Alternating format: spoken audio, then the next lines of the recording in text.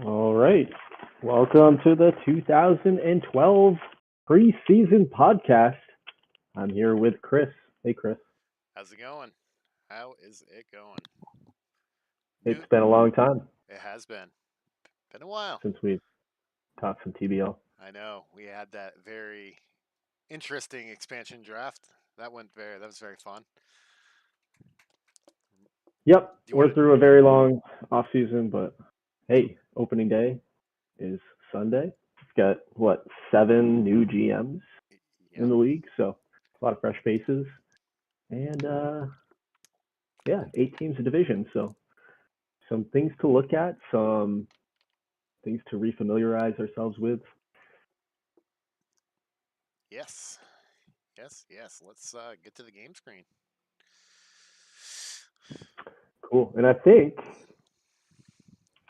as usual, we'll start with our champions from 2011. That is the Denver Dynamite, Jay. And controversial championship. Jay built a really powerful team, much to the chagrin of some other GMs in the league. Little behind the scenes trading with Michael. Not behind the scenes, it was out open to the public, but many Huron Herons became Denver Dynamite last year, and it created a pretty powerful team. And I think he's probably the favorite going into 2012. Yeah, I'd agree. Really great team. Yep. I mean, it happens in leagues where, dynasty type teams emerge. Look at the NFL right now, right? The Chiefs are like pretty hard to beat. Yeah, I mean And we've right had a now, lot of Denver's in his teams. window. We've had a lot of teams like repeat a couple times. Like look at San Diego. He lost. Didn't he win one and then lose one the year after? I'm not sure. Maybe. I think it was correct with that. I'm pretty sure. But we've had a lot of people like come back and forth. So you're gonna have it as it goes. I think he made good trades. Yeah, But he did make a lot of good trades. He's got a lot of good players. He's got the most depth on his team. Um, Definitely the guy to beat. Why don't we take a look at some of his players? Because a lot of them are future Hall of Famers, in my meet the opinion. team. Will team top player. It's definitely Denver's to lose this year again. But yeah, Aaron Horsfall was the MVP last year, I think, right? Uh, That, yes, 2011 yep. MVP. He's just gotten better and better, and he's still super young. Obviously, first base isn't the most valuable position, but when you hit like Horsfall does, Yeah, you can win an MVP. you got Jerry McMartin, another great player. I liked his Kate catcher Nate the Great. Horsfall was actually, an original Denver pick too. He wasn't traded. He was Yep. 12th overall pick Same with back same in the with Nate the day. Great here as well. So Yeah, Nate Lesbros. yep, he was drafted Nate in the Lesbros.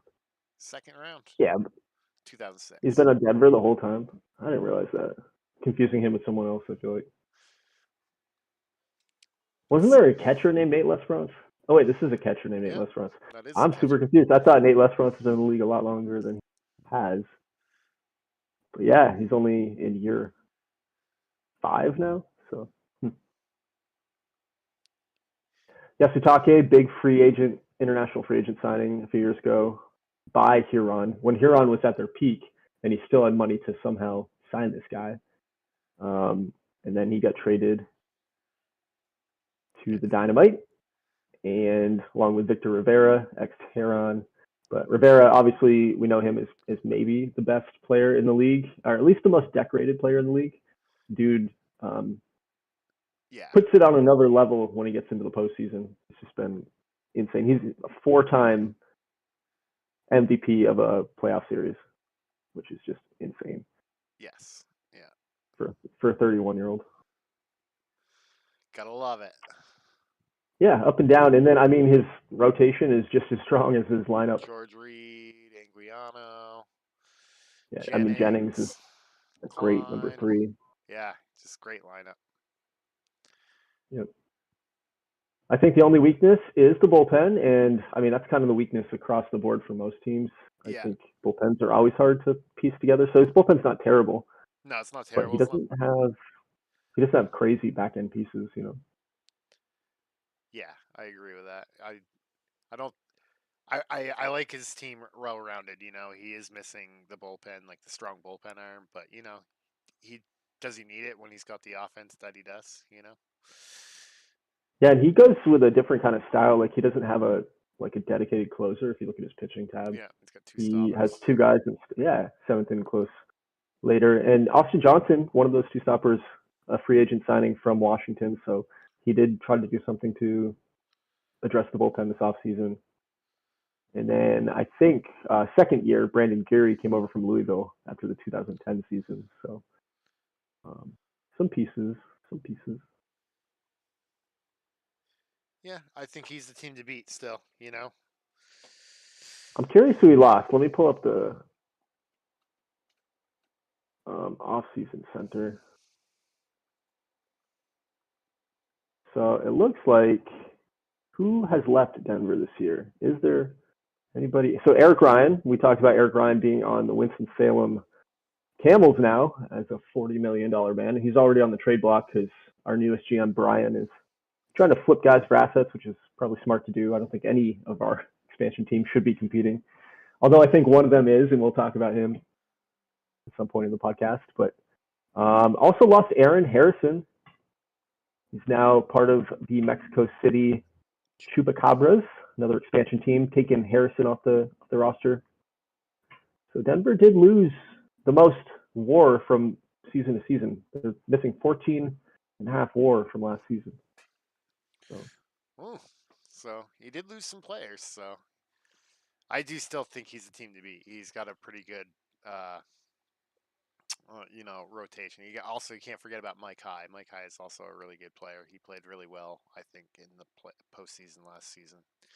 Oh, for sure, yeah. So and really, outside of those two guys I just mentioned that he lost like a bunch of bullpen arms. So he brought in the one, but I do think that's where Denver has cracks in the armor compared to last year. Yes, agreed. He's not the powerhouse he was last year. Exactly. Well, I wouldn't say that. He still is the powerhouse. Oh I think. Yeah. But I think he's still the favorite. Yes, but yeah. not like it's not as bulletproof as he was last year. That's what you're saying. Yep. What else do you want to say about Denver? I don't know. I don't think we need to say anything else. I knew Jay would win a championship when I invited him to the league. He was pretty crafty in the other league I was in with him. And it was kind of a similar kind of thing. He's good at trading. He's good at bringing in pieces. And I wonder, Jay, do you work sales? Do you work sales in real life? I'm just curious. But yeah. No, I think he's got a great team. He's going to be hard to beat again this year. But as I always do, I will be strongly rooting against him as the favorite because I hate favorites. You're an underdog guy. Yep. I always root for the guy that squeaks in at 82-80. Just makes the postseason. Magical run. My favorite team of all time, the 2005 Louisville Rivermen. I think it's 2005. So, but he's got a couple prospects. No one really close. But his system's not completely barren, which you would think it might be for all the trades he's made. Who finished in second place in the J division? I don't know that answer, Paul. I think it was Fort Collins, maybe. Was it Galveston? Probably wasn't. Fort Collins was fourth. I'm really bad at this game. Was it New Orleans? New Orleans finished third. No. Galveston? Who are we insulting? It must be Galveston. It is. Galveston, 90-72 last year. I knew it was Galveston. I said it twice. Yeah, Matt's been pretty good. Like in his tenure here in the league, he's been in the postseason back-to-back seasons, right? 5 playoff appearances in his 11 seasons total. So, yeah. What do you think of his team, Chris? I think it's a team that plays in You Galveston. think it's a team? Yep. Okay. Name the Gremlins. Some deep analysis. Yep. I think it's it's a decent team. Probably going to make the playoffs again. His problem is he plays with Denver, so Yeah. so That's okay. Denver's not that invincible. It's baseball. yeah, It's baseball. exactly. Anybody can win. Anybody can win. But Yep. yeah, no, I think he's got a good team. Talk to the 2001 Seattle Mariners. Yeah. What are your thoughts Sorry. on Galveston? Yeah. No, I like their team. I feel like Galveston, like he always puts together good teams without that top star power. Like he's had some good players come through over the seasons. I think of Jeff Brown probably more than any other guy. But he just puts together a really strong roster in general. Looking at his team from last year, he lost Javon Cooper to the Montreal Machine. Was a pretty strong starting pitcher for him last year. So that's a hole that he's gonna have to fill. Although he did bring in Nick Tyler, who was on the Montreal Machine, so he kind of did a flip flop there. Definitely not as good as Cooper, but Nick Tyler should fill that hole. He's got Frank Vaughn though. Frank Vaughn's his ace. Yeah, I mean a 45 stuff ace. I guess you could call him the ace. Throws 93 miles per hour. Has 45 stamina. He's the ace, though. He's his number one. I think he's more a 2 or 3 in my opinion. But he also did lose. He also did lose who I just mentioned, Jeff Brown. Jeff Brown had been on the Gremlins his whole career, I think, right? Oh, I'm totally wrong. Actually, it looks like Jeff Brown joined Lehigh last year. How did that happen? Was that a free agent thing? I'm curious.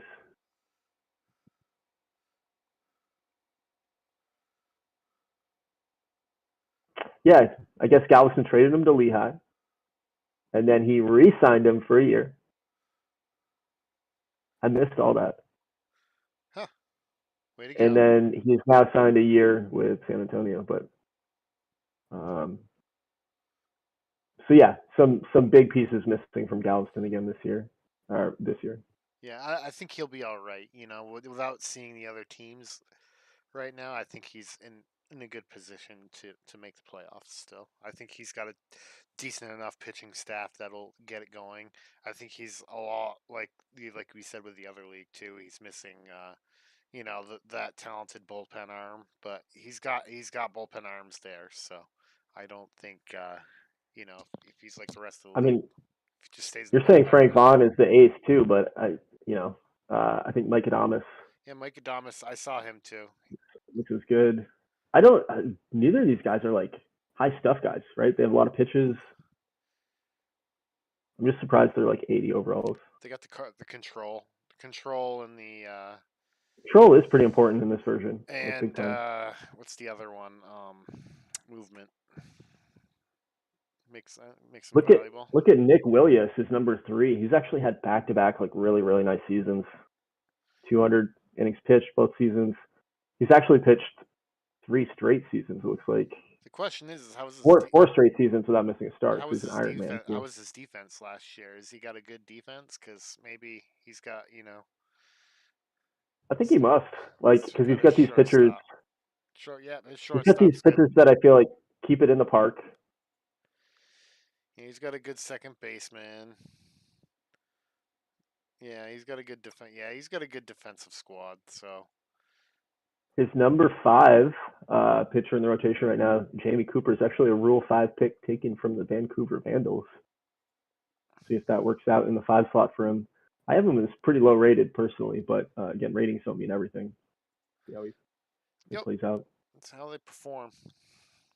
Yep. I've put out 40 over 40 guys, and they perform better than my top pitchers. So I don't. Really... I feel like I like this bullpen just as much as Denver's bullpen. Yeah, that's why kind of like it's very similar, slightly above average. I agree with you. That's what I was saying earlier. Yep. Anything else in terms about of the lineup? Galveston? I'm just looking through the lineup real quick. I mean, yeah, I really like Marcos Armendariz. He had a great rookie campaign last year. Was he Rookie of the Year? Wasn't. Surprising. 6.6 WAR did not win him Rookie of the Year last year. So his shortstop. Oh yeah, I liked him. Liked him a lot. Nick Bryant is center fielder. Has had a good start to his career in back-to-back seasons. So yeah, no, he's got some nice pieces. All his guys are pretty young, 25, 26, 27.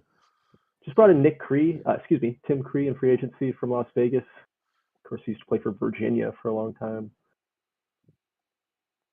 So yeah, no, I think I agree. I know I'm getting to the point that you made slower because I'm actually looking at his team, but I think he's also going to be a playoff team. Yeah, he's got some prospects as well. He's got Jay Meeker, who is starting. He's got a lot of prospects. Jay Meeker's starting in left field. He's his top prospect, and he's starting in left field right now. So. Oh wow. So just that's something to see right there. He's got some other pieces coming up that are up there that I can see. Yeah, Meeker's definitely ready, huh? He's like almost fully developed, and he hasn't played a game in the big league yet. So that's going to be a nice. So eyes are on Jay Meeker. Very nice. Eyes are on him. He's already ranked 10th in the league. So. What do you mean by that? Right here.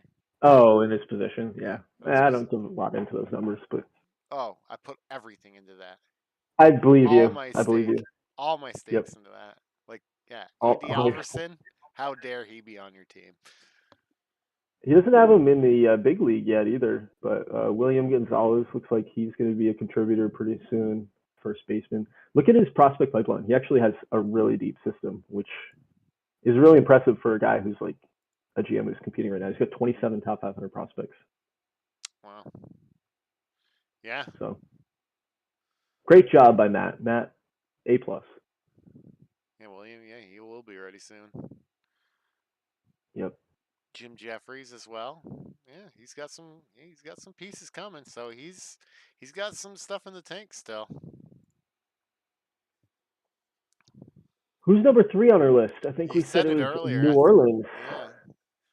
The New Orleans Mudcats and Ryan. What's your thoughts on the Mudcats, there, Kamesh? Well, looking at his off-season center here, again, a lot of people lost guys because, right, the 4 expansion teams. The 4 expansion teams combined added 70 to 72 WAR. So that means they came from somewhere else, right? Yeah. Dan Dark is the biggest piece missing from New Orleans this year. He's now playing for Virginia, but he had 3.5 WAR last year. That was actually a minor league free agent signing this year by the Rebels. So a guy who put up 7.9 WAR in the last 2 seasons in New Orleans, Dan Dark, if you want to look him up, just signed a minor league contract with the Virginia Rebels.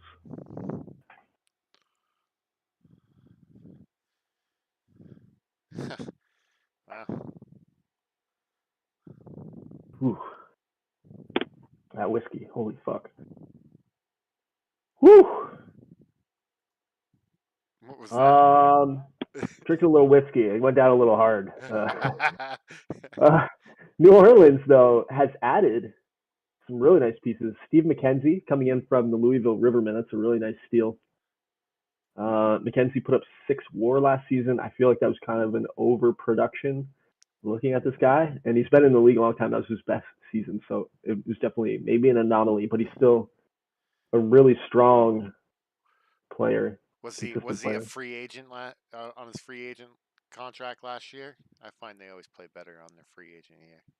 Maybe. And they do sometimes, that's for sure. I think that kind of goes towards realistic. That's realistic, I should say. It is realistic. They're playing for that money. You want me on your team next year? He is 33 years old. In New Orleans gave him 2 years, $15 million. Front loaded, so $20 million this year. Oh, and a team option for $10 million next year. Yeah, take advantage of those team options before we ban those, because it's coming. But yeah, McKenzie, a nice pickup for Ryan. And who else? I saw someone else off my thing here. Mike Anderson, a four-WAR second baseman coming over from San Antonio. So he brought in basically a middle of the infield. And I don't think it's for the defense. It looks like these guys are more offensive. More offensive players, yeah. But yeah, let's look at his team. What do you think of the Mudcats? His starting pitching is pretty fucking nice, actually. Yeah, his pitching is really nice. Pitching where his team's at. That's definitely not like what I think of when I think of the Mudcats historically. Yeah, historically they've been like a powerhouse. So. Yep. Yeah, he's got some really good pitching. He did submit export, but I wonder if he's still working on it. It looks like he only has 6 pitchers in the pen, which I would be surprised if he's rolling with 11 pitchers on the 28-man roster. But maybe. Obviously, it's exports aren't due till Sunday, so I'm assuming he's still drafting or changing things up. Yeah. Yeah, I like his pitching staff, except for maybe his bullpen, but yeah, his bullpen probably could use a little work. So hopefully his offense does him well. It doesn't look like he's got the best offense, like you said, like before, where he had like a really great offense. But I mean, maybe those pickups, like you said, the Steve McKenzie and Mike Anderson will help him. Help the offense better. Keep that pitching staff away from the bullpen. Yeah, it's definitely an interesting. I mean, he's definitely pitcher focused, right? Like I don't like the lineup much at all. We talked about McKenzie coming in. We talked about Anderson coming in. Yeah, there's nobody else. Elias Huerta looks like a free agent pickup, and he is a very familiar name. Like he put up 6 WAR in 2010 with Somerville. Had a down year last year, but I guess if he returns to form, that could be a really nice addition.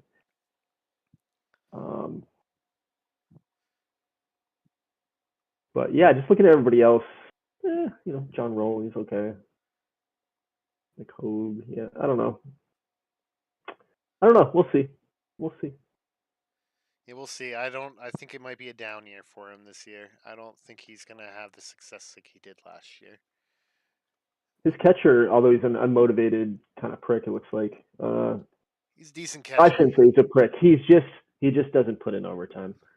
He's not a very hard worker. No. But he had a nice season last year, so I think he's going to be like a 500 team personally. Maybe squeezes into the playoffs with some luck. Yeah, depending on how the other division is, Yeah. Number 4. Let's look at the system. We can't go without looking. No, he actually has a really good system because he has the number. Oh wow. He has the number and one the number 3. And the number 3. So and the number 12. So and that says a lot. And they're all not far away. Yeah, they're not far away. Like a Jeremy year, Blackwell, maybe 2. He's ready. Jamie Fonts, the shortstop, could probably be up now, right? I don't know if he will be. He's a second baseman. He's not a shortstop. You're right. Because Jeremy Blackwell is his shortstop coming up and coming. So Blackwell looks great. Yes, he looks amazing. That's why OSA's got him ranked number 1. Seraph Brocious is close too, 40-70. That pitcher to the number 12. And he looks really good. He was the 5th overall pick in 2011. I think you and I were talking about it the other day, but it's crazy how fast some of these prospects from like 2010, 2011 have. Yeah, but they're college players, and I think somebody nailed it on the head with in the chat with talking about because I feel like the college players definitely progress a lot faster than the high school players. I mean, it's logical, right? It's very logical, but like it just seems like 1-2 years, some of these guys are getting through every minor league and they're ready, and that just maybe speaks towards. I think it has to do with not having a lot of talent in our league yet, being a young league. I think it has to do with age as well. I think age is like they should be in their prime, or entering their prime when they hit like 24, 25, 26, They should be at the top. They should be developed. So I think, when they're or when you draft them at 21, they're starting to develop. Because I'm finding that my guys on my team that I drafted are high school players that were rated high, or had high potential, just like have not, they just fizzled. Like Yeah. it is a 50-50 shot. So I do Yeah, no, agree. high school players aren't even 50-50. I mean, Yeah, it's less than 50%. But I feel like I've um, never whiffed on a college player. So that's not true. never, I would challenge that. I would challenge that. never, ever. All right, I'm gonna start tracking it. Okay. Anything else on the Mudcats though? No, you got anything? No. Ryan just won the Skyline Championship, the other league I'm in, very competitive. So congratulations to Ryan for that. So hopefully that's all the winning he does for a while. You don't Because want to my take. window's coming up. I don't want anybody to win but me. I hope. All right, number 4 last year, Fort Collins, KFC, Kyle's team. Always a scary, competitive, not scary, but competitive team. I think it's a well-constructed team. I always think he He, always puts together a well-constructed team that competes every year. for sure, we talk about it every season, but he like in the inaugural draft drafted into like the 40s or 50s or somewhere super late. Like he was like the last guy drafting. So he likes to put a lot of detail into his team. He's been like an 80 plus win team every season except for 2. So he consistently tries to put a winner on the field. And I think he's got some really nice pieces. He definitely had some trouble this year with some contracts. Some of his best players are ready to be paid. See Dave Morgan, for example, who's number 2 hitter in the lineup there. Dave Morgan is a superstar for sure. 7 WAR last year, 6 WAR 2 seasons before that. Had kind of a down season in 2010, but still, I mean, 3.7 WAR is a strong season. He's signed through 2017, so he's good. Yes, look at the contract. He asked for a lot of money. He got paid. Hi, Yep. hi. So Hey, that's next year. that's next year exactly. Yep. But You just look at that number now. That's how much it cost you this year. when you look at that contract, though, you can basically say, Dave Morgan is the face of the Fort Collins franchise at this point. Yep, you can say that. That's for true. He's got some other big contracts though too. Honestly, Dave Morgan's huge, but Andre Crawford is his best pitcher, and he's locked up for 4 or 5 seasons through 2016. Yeah, I would take it. I would too. This guy's an ace, Yeah, he's and 26 years old. He's doesn't got get a injured. Iron Man, extremely popular locally. That's the guy you pay for sure. yeah, absolutely. I can't believe at 26 though he's making that money already. He's been in the league 4 seasons, three and a half. But so Crawford got paid. Sam Hunt is making a good amount of money at 28 years old. Jimmy Adamczyk is making good money. So his books are full at the moment. It's going to come off here. Actually, his books are full for the next few years. If you look at his salaries, 124 million payroll this year, 139 next year, 167 in 3 years, 181. So some of those key pieces are locked into place. Yeah. And then some of his arbitration pieces have demands coming up. So if you look farther down too, he signed Jeffrey Cragen early. Like he's still on the minor league. Excuse me, he's still on the minimum 500K. Jeffrey Cragen, starting pitcher.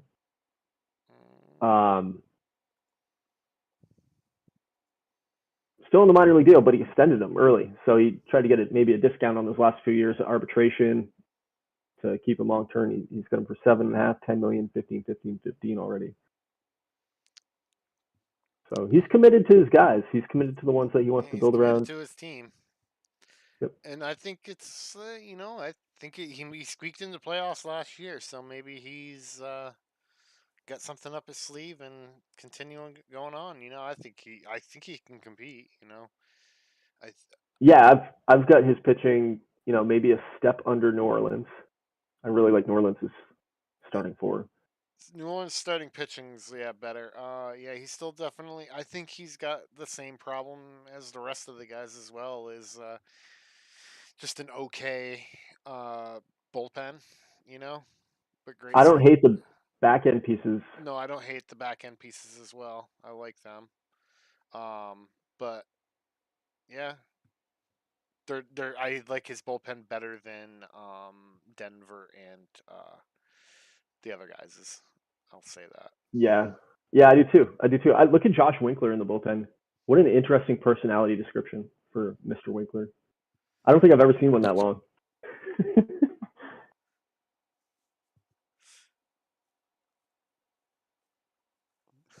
That's the kind of guy I want in the bullpen closing my games. And he's a fan fave. Oh baby, you want Of Winkler? course he is. When he's acting like that, the fans are getting pumped up, I'm sure. What do we Fort think of the Collins is lineup? saying Las Vegas. Thank you. Uh, you know, His leadoff hitter is interesting. yeah, This guy looks awesome. He was a rookie last year, 4.2 WAR, had a nice season, but I mean, 411 on base percentage, pretty sexy. More walks than strikeouts. he's got Dave Morgan hitting second. I Problem is think with Cornejo, he's a shitty outfielder, terrible defense. So I don't know if he's got him playing defense or if he's got him tucked he's got in him in left left field. field. So Yeah, left field's where you want him, right? If they're a shitty yeah, outfielder, that's where you yeah. want him. What's I guess Tyler Hill I would put play? him. I wouldn't put him in the outfield at all. Well, he's better Tyler than Hill's a Tyler Hill. terrible outfield. Yeah, that's true. So So you put him where you can, I guess. I think McLaughlin looks like. I don't think this team looks very good defensively. Like McLaughlin doesn't look like a good defensive profile. Tim Lamb looks terrible at first yeah, base, Tim although it's not Lamb is super that important. bad. Let's check out God, Dave Betts doesn't look great. I don't mean overall, but just like defensively, all these guys look really, really bad. He's got a good shortstop. That's true. That is a nice shortstop defensively. Let's check out his catcher. How's his catcher? He's His got a good shortstop's catcher. getting old though. Bobby Faust is 33. Who knows how much longer he'll last?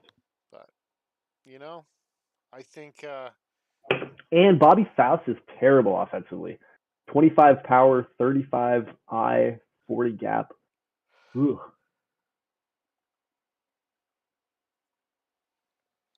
he's got gold gloves. He doesn't have a silver bat. He's got 4 gold gloves. Yeah. Yeah.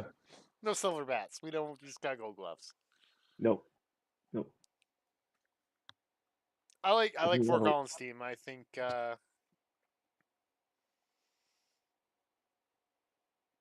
think he should make the playoffs in my opinion. Um, He's dancing like a fine line. He's got the he's shitty defense in my eyes. Maybe I'm wrong, I but he's got think it's a great catcher. His catcher is one of the best defensive catchers. and he's got a good defensive shortstop. So That too, yeah, in those critical positions. I didn't see center field. Richard Burt, he's okay. yeah, I'd take yeah. So I mean, you're saying it should. I think his key positions where they're. So I don't think his defense is that bad. Pete Kellogg's really great at catcher, but he's injury prone. I'm not sure let's see who the backup is.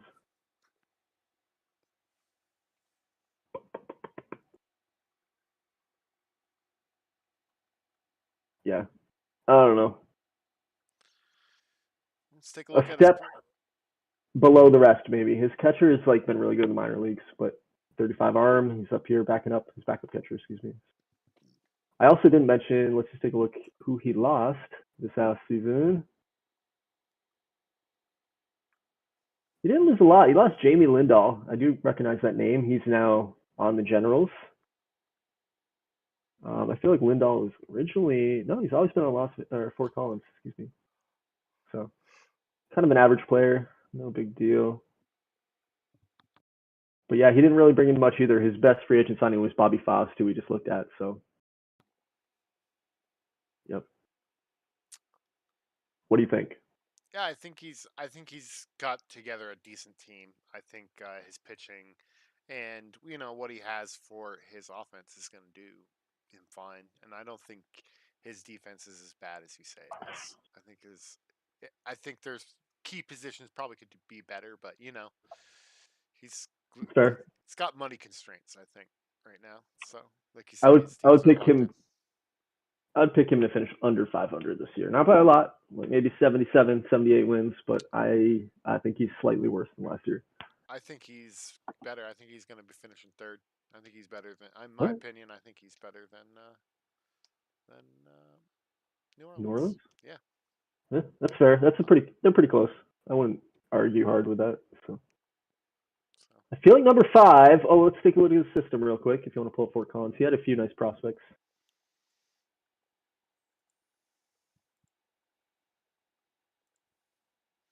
and Mike McLaughlin, He's close. he's He's close. in AAA right now. It's Yeah, actually a really nice piece. yeah, he's got a couple pieces that are close, like Mitch Schmitz as well. He's his first baseman that he might need. Right here, sitting right there with that power. He's just missing the contact, in my opinion, but not bad. Yeah, I mean, he's got a few first basemen that are close, like Bill Chambers is close, Jeff Haney. They're Yeah, all, yeah, they're all first basemen. That's all I'll say. yeah, I agree. Yeah. Okay. Number It 5. looks like the last thing I'll say, Matt Eckel in the bullpen looks like he's going to be a rookie this year. He's from that 2009 cursed draft class. He was picked in round 0, pick 0, along with pretty much everybody else. That cursed draft class. Yeah, we won't talk about 2009 ever again. Yeah, all right, let's take a look at Las Vegas. That's number 5. Number 5. The Las Vegas High Rollers. They've had a roller coaster type of. Zach has had a roller coaster type of career as the GM of the High Rollers. Yeah, I agree with that.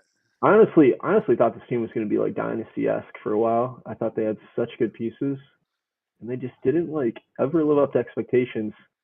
And now it's like, I mean, it's not that same window. Now he's still a competitive team, I think, but on a different level. I Yeah, feel like too, he was a playoff team last year, and then he collapsed at the end, finished 80 and 82. yeah, I think you're correct. Yeah, he's in Fort Collins, snuck by him. He lost quite a few good pieces. The biggest one being Kareem Amos. He let Kareem Amos walk after 1 year. Is signed in Lehigh in free agency. Didn't sign until March because of the ridiculous asks by some of these guys. But 6.5 WAR, and Kareem Amos no longer going to be in Las Vegas. Tim Cree, who we talked about earlier, who has now gone to division rival Galveston. It's another 3.5 WAR that he lost. So all in all, Las Vegas lost about 7 WAR going into this season. They did bring in Seth Thomas, a pickup from Huron, previously on Nashville. Seth Thomas isn't a bad player. If you want to take a look at him. Oh, sorry. I just forgot to mention we do have the big league opening day thing, and Zach is here, so he did post something on it. So I was just thinking of that while you were talking. Yeah, Uh, feel free. so I figure he's what he says. He's got his opening day lineup set up there, and he says big changes over the half of the lineup. Turned over 5 new starters. Moneyball is Yeah, the theme this year, so sounds like money's a problem for him. But looking at it, total money available less than $1 million. Definitely looks it. So yeah, that's fair. So he's trying to go a little small ball yeah, this year. I don't know why his money's so tight. He must have a lot invested in his yeah, budgets. yeah. He says his defense will be Because solid. Great top end pitching in the bullpen with a new DH, Seth Thomas, because he's going to have big shoes to fill with Kareem Amos departation. So we already talked on yeah, Kareem Amos departation. So let's take a look at Seth Thomas, see if I how mean he's Seth going to be. Thomas is nothing special. He's an okay player. Yeah, like you I said. think I think Las Vegas is looking at the bottom of the division this year, not the very bottom, because we're going to see some shit teams, especially with expansion. um, But like this team's not special at all. I don't think. Yeah, I agree. I think putting together what he can with his budget is, and I think he traded players away last year because I see he had a top pick, but I think that was his own top pick for luck from the draft. But I know he got one from San Diego as well. So, A big part of his highest paid player is Marco Cepeda, and Cepeda just fell off a cliff this year. He is on the wash. It's a good organization. You can probably check him out. What does he play? DH. So that's all he can play now. Oh, hate to see it. I understand. Yep. I feel his pain. I've been seeing. I mean, look at that. I mean, Cepeda might be a future Hall of Famer, maybe 9-time All-Star. Gold Glove.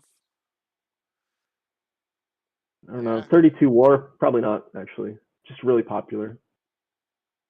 Just a really popular guy. He's actually never had a crazy good season. He's been a consistent 4 WAR player a lot of the years, but he's never had like a breakout season. Yeah, don't like him. Don't think they're good. Probably going to be shipping off assets at the trade deadline, I'd guess. If you look, like all his guys are on 1-year contracts. He's got 140 million locked up this year. Drops down to 90 million next year. 55 million the year after that. So he's got completely blank slate to work with. Yeah. Work with what you got, If he's rebuild, you think he's rebuilding 100%? Well, he's not competing. Gotcha. I agree. Does he got good prospects? He's got the former number 1 prospect. He's now number 6. New guys come in the league and stuff like that. But Miguel Gayton, I believe he was picked. How did he get this guy? I don't even remember. He's been dicked around by people drafting him in the Rule 5 and other shit, unfortunately. Things I haven't caught, which is my bad. But yeah, drafted 15th overall. This was actually a really nice pickup. And then ended up being named the number 5 prospect. Yeah, great pick. Not likable traits, but yeah, great player. He's also got Pat Perone, this catcher looks really close, and he looks really good defensively. Yeah, I do like that as a catcher. I feel like we have some really good defensive catchers in this league. Yeah, we do. I've noticed that. They're not on my team. What's up with that?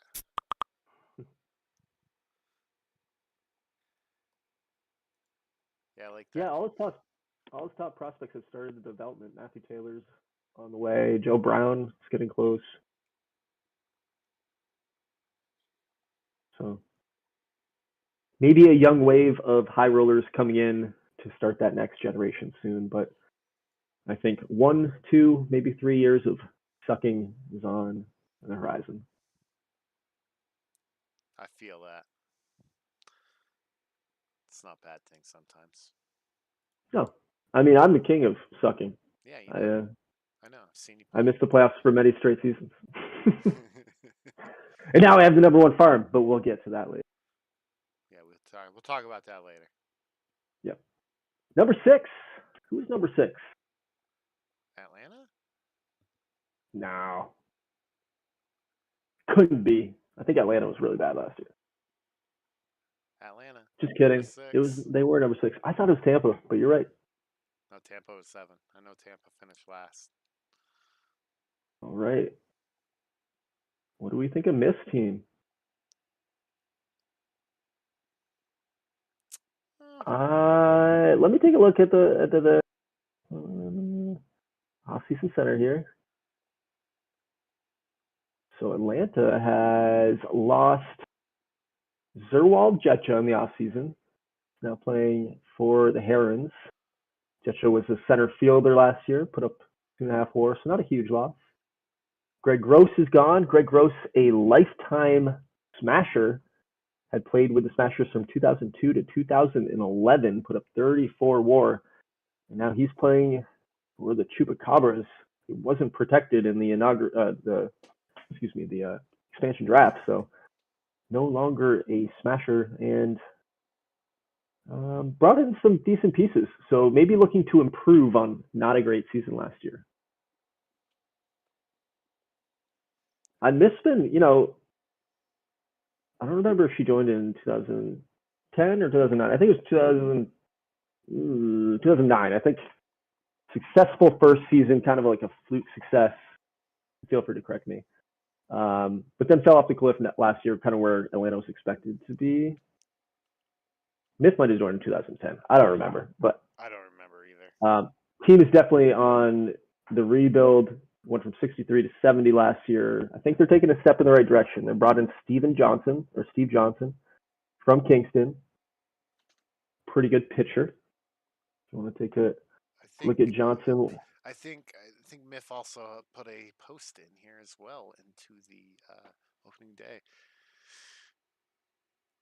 It says the team with the second best winning percentage in the TBL looks to rebound from a That's amazing.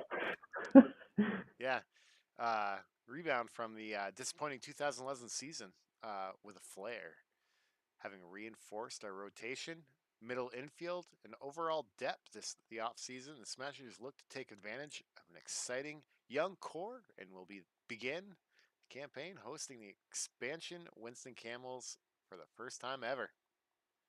Outfielder Mike Hattie has been named the first ever Smashers team captain. So I don't know how. I was going to say Mike Hattie.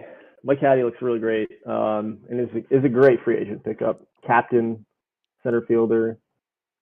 A lot of these guys, again, they're not like 80 overalls, 70 overalls, whatever. They're 50, 55s, but they put up nice seasons last year, and they've come in on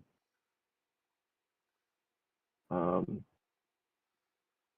1-year contracts. So if they do well, maybe they stay as Smashers, and if they don't, on to the next one. Yeah. And I think, go looking over, it is a very young team. Yeah, it looks like their leadoff hitter, Mike Howell. Let's look at that. Yeah.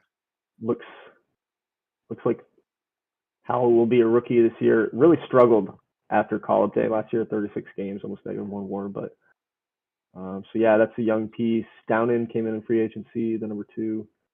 Justin Wade, actually not familiar with this name, but he had a really nice rookie season last year after a really great short 2010. Justin could put forth more effort and has intellectual limits. I like that. Justin Wade. Victor Rios, another guy that's danger man. Yeah, look at Justin Wade's personality, and then look at Victor Rios. No hustle and trouble with the mental part of the game, and then Victor Rios is the exact opposite. It's like Rios is. Oh, that's not even what mine says. We have different personalities. What's yours say? I don't think I've ever seen that before. Mine says Rios is a real smart player, high intelligence. Oh. And I'm on OSA scouting. What the hell? I don't know what to tell you.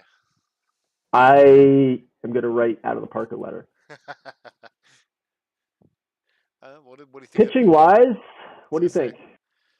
I think the pitching is a little lackluster. That's a kind way of saying it.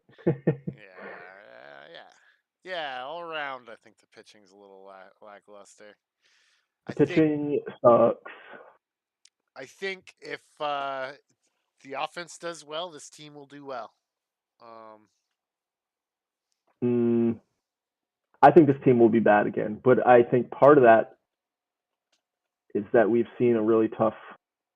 It's a tough division. It always has been one of the tougher divisions. Yeah, the Jade. And I mean, for a while, Denver's the powerhouse. Galveston looks really good again. Fort Collins is always tough. New Orleans, even though we said we didn't like them as much, they've added more WAR than any other team this year. So outside of the expansion teams. So yeah, no, I think Atlanta's offense is okay, but I don't think they have the depth in pitching, I even think with the additions. I do like the young additions and like the way it's going. So she can see what's going on with the team this year and gauge from there. I think that's the best way to do it. And I think I mean, two of the three pitchers she had was Steve Johnson, Mike Campbell. We just talked about that, and then we just ream on the pitching. But Steve Johnson, $34 million. He's kind of again. Thank God it's a 1-year contract. yeah. He's not a $34 million man. I don't think. Yeah, we'll see if this pitching can get it done to carry the offense, right? But pitching. Or the offense can carry the pitching.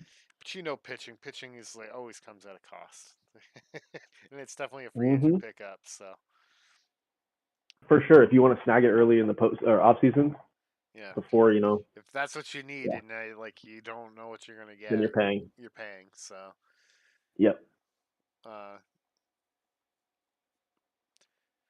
I think she has a nice team. I like the young offense, and I like seeing where that will go and take you. And then you can go take on the pitching situation from there. So. Well, you can go with all the flattery you want. I disagree. I don't like the team at all. So that's where we part. I don't hate it. That's all I'm saying. I do hate it. That's what I'm saying. So it's okay. You're weird. Agree to disagree. What do you think of prospects? Good question.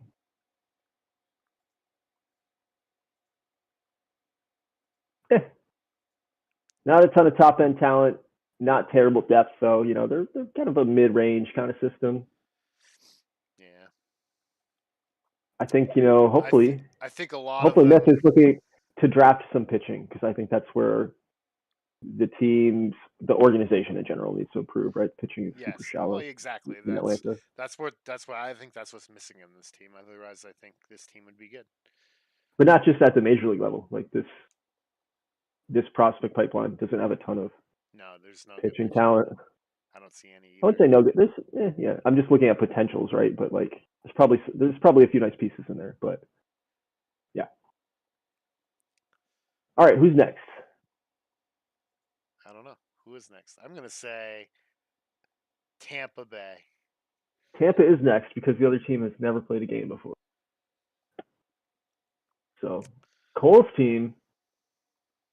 Cole. I think Myth has been in the league for 2 years because Cole is the team that's been in the league for 3 years, and he shockingly won the division that first year, or at least made the playoffs. Excuse me. Yeah, looks like he lost the division. Yeah, he did. Super underdog status. Didn't expect it, and then the last 2 seasons have been the train wrecks that I think everybody, including him, expected. Yeah, it's Tampa was the toughest rebuild to take on. In a while, they were left kind of in shambles, and they've been a pretty sub franchise in the existence of the TBL. Only 3 playoff appearances, but yeah, I don't know what Cole's plan is going into this season. Let's take a look at his team. Do you mind looking at the off-season center? Actually, I have to tab that for a second. Where is it? I don't know where it is. You have to act as Tampa real quick. Oh, act as Tampa. Yeah. And then you go to Zeus Lenari, GM and manager actions, sign a free agent. Click sign a free agent. Yep. And then offseason center top left. And then summary by team tab on the gray bar, you can see like who they added and who they lost. Where's that? Right above you. The gray bar. Sorry. The second option. Oh, gotcha, there you go. Gotcha. Thank you. Yep.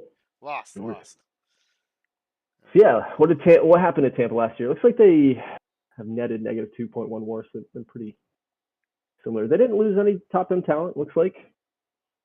Mike Colbreth in the expansion draft. 4 of their 5 guys were expansion picks. Corey Boone, not an amazing pitcher, but 19 players are no longer on the Tampa Bay Cannons. That's fucking insane. That's a lot of players. Yeah, there's a lot of players.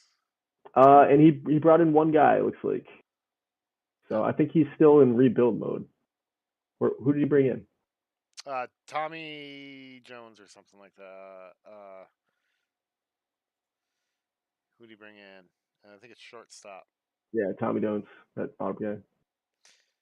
Yeah, he's. I think he was. Decent, I think he was. decent Wasn't he defensive on guy. Denver for a long time? Yes, he Atlanta, it looks like. was. No, Denver. Yeah, good call. Denver. Then he That's went not a to. name I recognize. Then he went to Indy, New Orleans, Phoenix, Atlanta, Louisville, and now he's in Tampa Bay. So he's been in the league for a long time. Yeah. So Yep. he looks like he's Good on on you the. on that one. I definitely didn't recognize that name. I remember he was on Denver's trade block a long time ago. Hmm. I don't know why. I was looking at it. I was looking at a defensive shortstop. I was thinking about asking for him, but I don't think I had the money. So,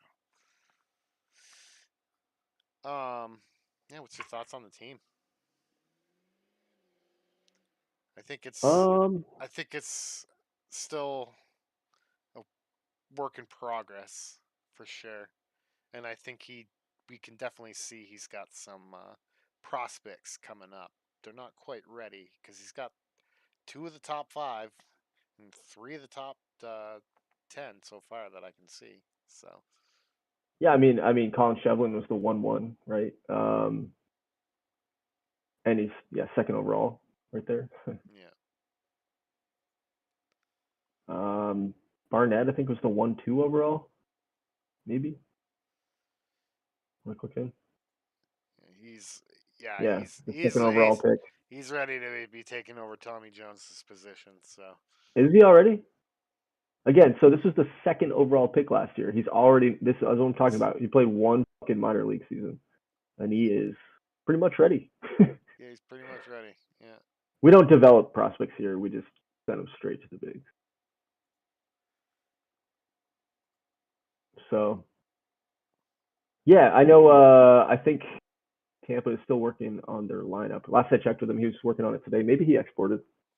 Do we have his opening day, or is this his whole roster? I have no idea. I pulled exports before when we were behind the scenes, so I don't know if he did or not. I didn't look. Yeah. Um. Yeah, I mean his pitching is probably better than Atlanta's, honestly. At least his rotation. Yeah, I like his pitching already a lot better than Atlanta's. But his lineup's way inferior. Yes. Yeah, I'm not I a. mean, there's no one I like in his lineup. Yeah, I think it's another rebuild year. I think he's gonna be building up his. I don't know. It's gonna be a tough one for him to figure out. I think until the stars align and he gets the prospects going. I think. Look at his rookie catcher. This guy looks like he could be okay. Dusty Ward. Yeah, I like him. Like because of his catcher blocking and Yeah, framing. another great defensive catcher in the league. Yeah. So Um, yeah, I like him. he's got a lot of like guys that used to be good. Yeah, like I said, Uh, Tommy Jones used to be good. yeah. Well, Um, I was looking at Corey Kimball, his 3-starter. I feel like he was like the ace for a minute of, oh god, who was it? St. Louis, and then he just like couldn't stay healthy. oh yeah, Yeah, Corey Kimball has a Pitcher of the Year award in 2008, and now yeah. he's a nothing.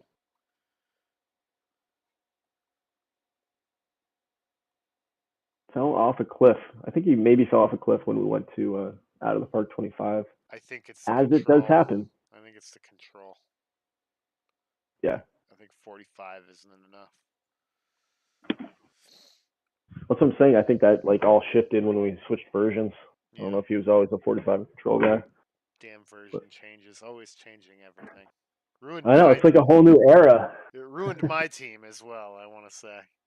I mean, look at Kimball's 2008 season. He had a 2.77 WAR. He pitched 250 innings, 260 strikeouts. The dude was elite Yeah, for 2 seasons, and then he got fucked.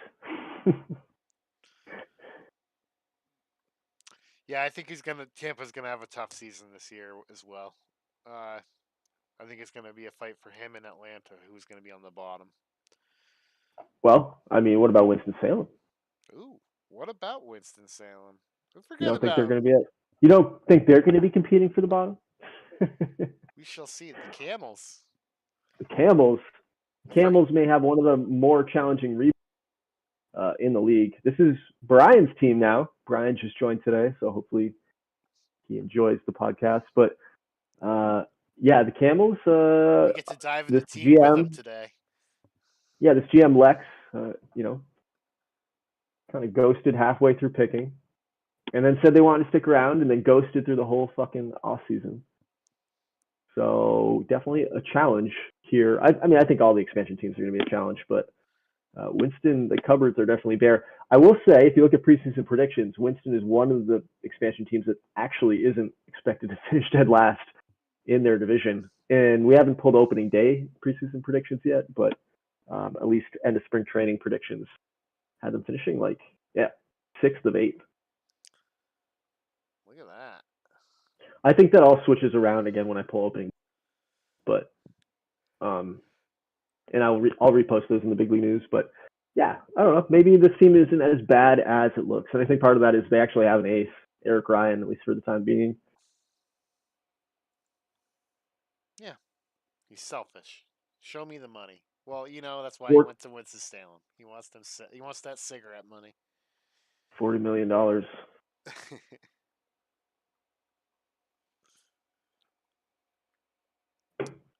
Yeah.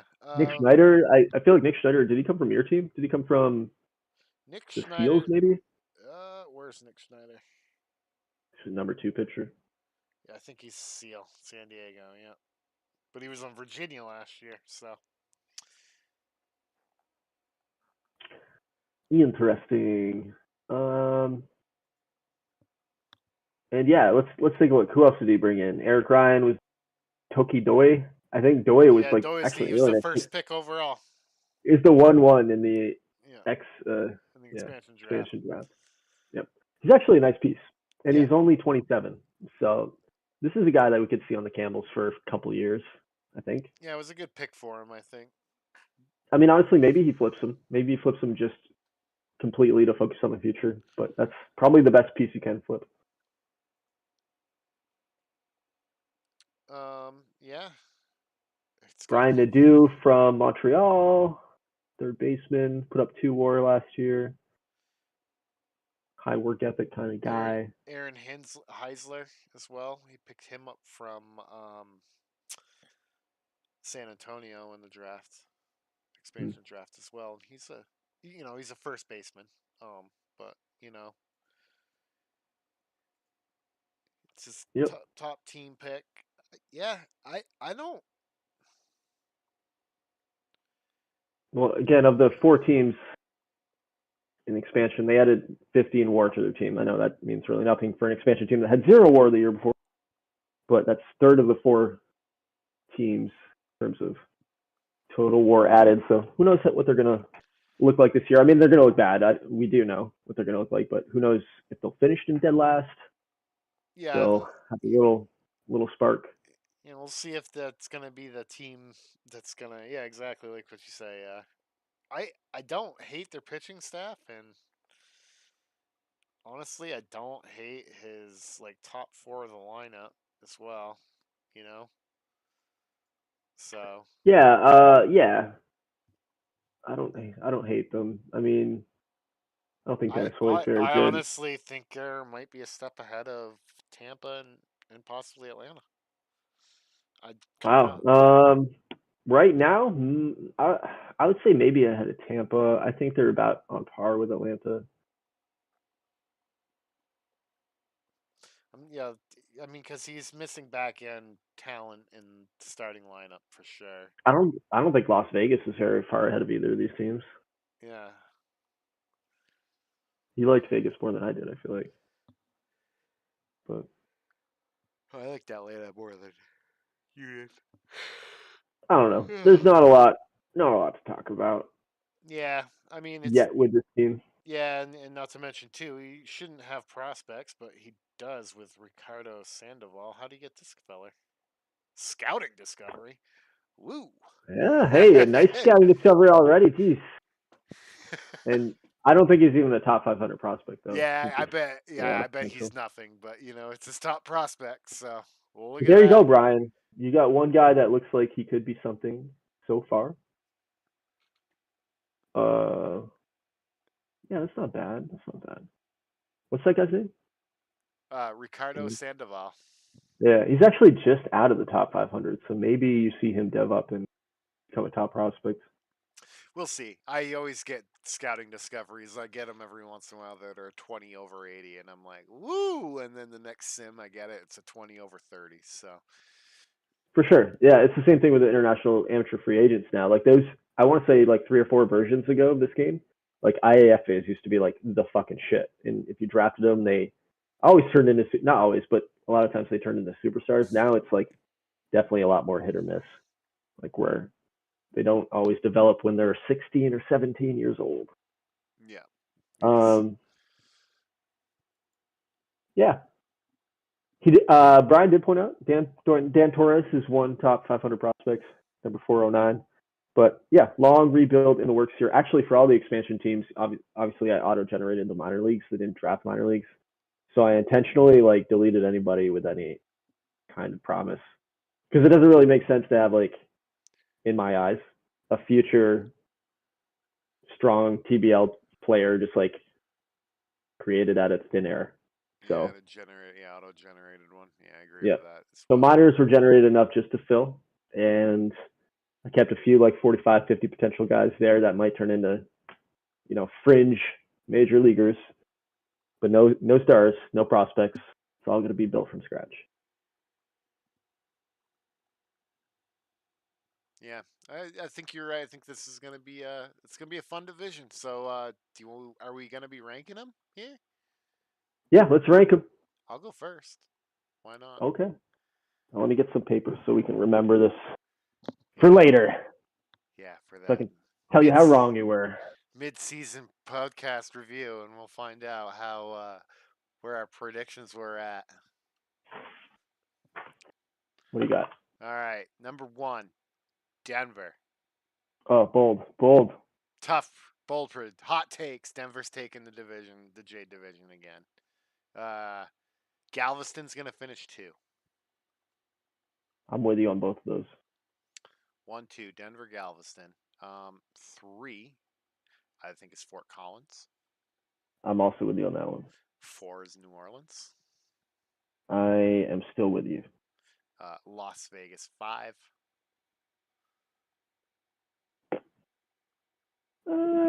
Okay. Actually, no, I take that back. Okay. I do. No, Las Vegas 5. Okay. Las Vegas 5. Staying with that. It's your pick. I'm not. No, I'll do my list next. I was top 4, but I differentiate. Las Vegas 5. Atlanta 6. Tampa 7. No. Winston 7. Tampa 8. Tampa's finishing last. I actually almost all agree with you. I'm flipping Atlanta and Las Vegas. I got Atlanta 5. I got Las Vegas 6 this year. I've got Winston-Salem 7th as well. I think they're not going to be a place. Even if they trade off pieces, I think Tampa's bad right now. Yeah. And I've got Tampa as 8. So, yeah, pretty similar. I feel like we've had some similar results in this division in the last few years. Yeah. We didn't actually look to see how we did last year, but that's okay. I'll try not to lose this one. Famous last words. Yeah. And that wraps up the division. Ready to move on to Sapphire? Take a couple minute break, maybe? Yeah, I got to take a couple minute break here. We will finish up with the Sapphire division. Cool. All right. All right. Back in a few.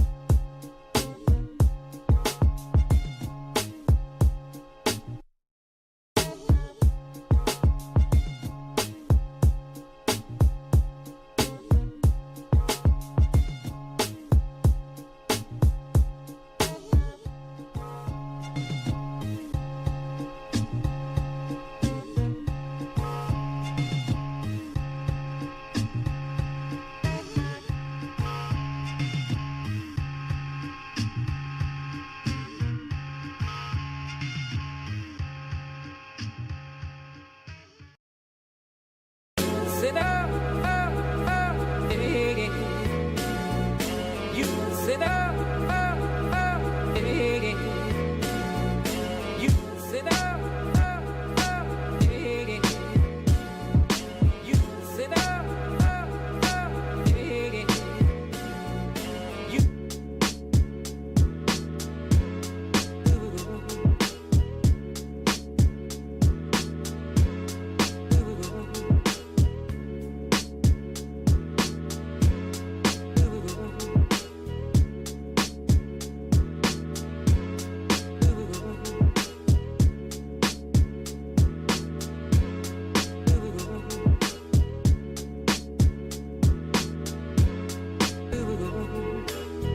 Sit up, hey. You sit up, hey. You sit up, hey. You like the cool blue light, like the cool blue light, like the cool blue light, like the cool blue light, like the cool blue light, like the cool blue light.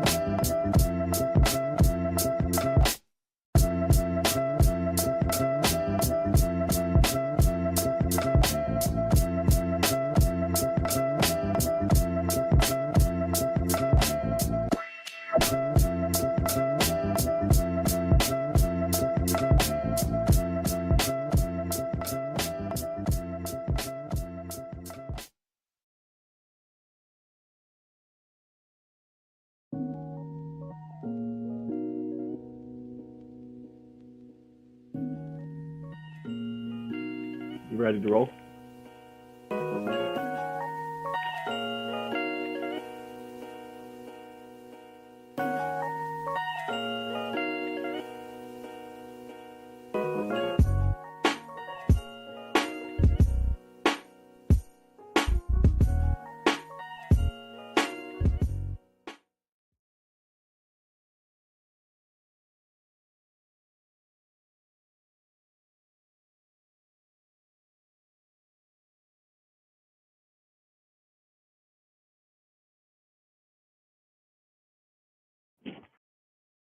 All right, Chris.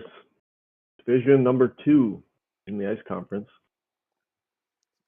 Time to take a look at the Sapphire. And our champions of the Sapphire last year, the New York Griffins.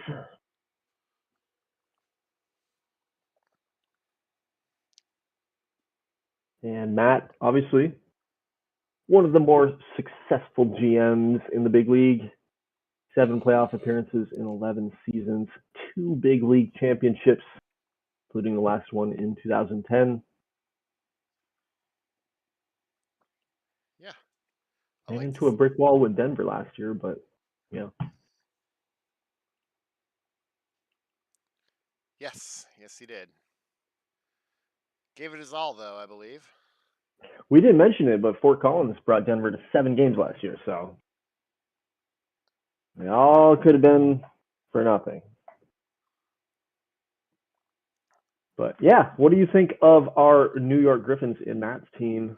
Obviously, again, a perennial contender. Ryan Roach, Chad Keys, Pat Farrow. Yeah, Ryan Roach was the 1-1 a few drafts ago. I forgot what year, 2008. So he has lived up to the billing. He's been super good in his first 2 years. 5.1 WAR in his rookie year, 6.7 WAR last year, and both of those are with missing like 30 games this season. He must have some injury. He's had a couple week injuries in both those first 2 years. So yeah, this dude is wicked good and could be better with a full season. Yeah. Pat Farrow, ex-Heron, he's been, he's a future Hall of Famer, I think, right? Yeah, absolutely. He's only 29 and he's got 35 WAR on the career. 300 hitter in his career. Got Gary Smith still, his perennial, I think his first overall pick in the inaugural draft, still playing. Yeah, look at the nickname, the appropriate nickname, yep, Mr. Griffin. Yeah. Although it should be Mr. Griffin, I think. No, yeah, he's great. 36 years old. Yeah, he's still got a couple of years left. He put up 5 WAR last year, so because he's old, he's still really freaking good. Yeah, I think he's got the team to beat, in my opinion, in this division again. Let's not forget Chad Keys too. He traded for Chad Keys from Atlanta in 2009, and Chad Keys won the MVP that season, playing for both teams. Yeah, and I remember he hasn't been as good since, but he was good in solid play. He was good in the championship. He won the championship. He was good that year. So. Yep. Yeah. I mean, he's got. Yeah, you're right. He won the 2009 MVP, and then he won 2 playoff series MVPs in 2010 when New York won the championship. So without Chad Keys, New York isn't a 2-time champion. Yeah. So he's a great player for him. He's got Willie Fonseca as his ace. Getting up there Scott in Skinner, age. ex-Paddler. I traded him, Scott Skinner, in 2010.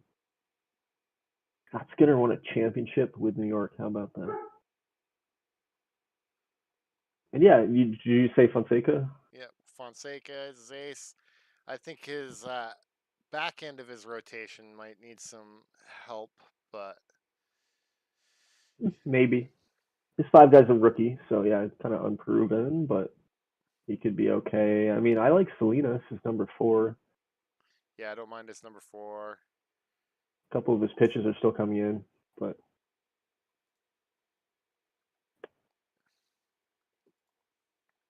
yeah, his bullpen is a problem, I think. It's been a recurring theme. I haven't seen anybody with a spectacular. Oh, for sure. This one's really bad though. I've also felt like since the change in Out of the Park 25 that relief pitching has just been garbage. Like I haven't had there hasn't been a good guy, and if there is a good guy, they want just as much as a starting pitcher, an asking price. It's just in my opinion, it's ridiculous. It is fucking stupid. I don't really get it.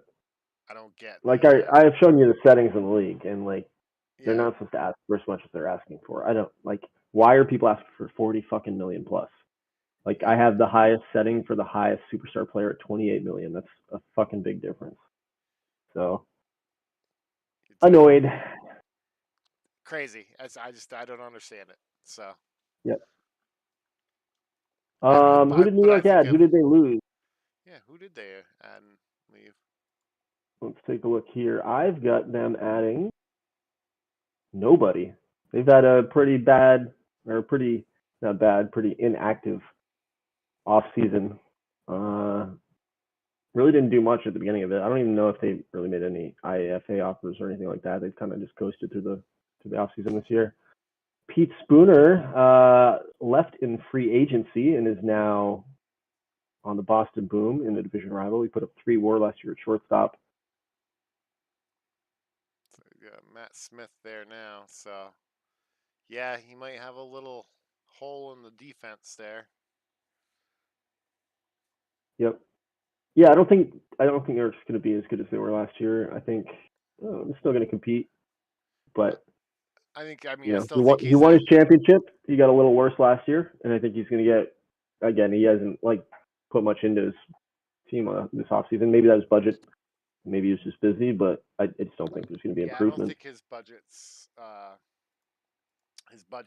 mean, he's got $4 million to spend on free agents. So. Yep. So I think he's pretty budget locked right now at the moment. So. For all you complaining about your budgets, you could trade for cash if you want to spend more. It's an option in this league. Chad Keys locked up for a shitload of fucking money. Tom Larson locked up for a shitload of fucking money. When your top 2 paid players are first baseman, that's kind of strange. Not really if they're good hitters. Is Tom Larson a good hitter in your opinion? Nah. Is he a $32 million man? I don't think so. Oh, maybe. Who knows? But I mean, he's got 200 locked up this year, 170 locked up next year, and then it's all off the books. So his window, I assume, is again this year, and then maybe next year, and then he's probably looking to retool in 2014 at the very latest. Yeah.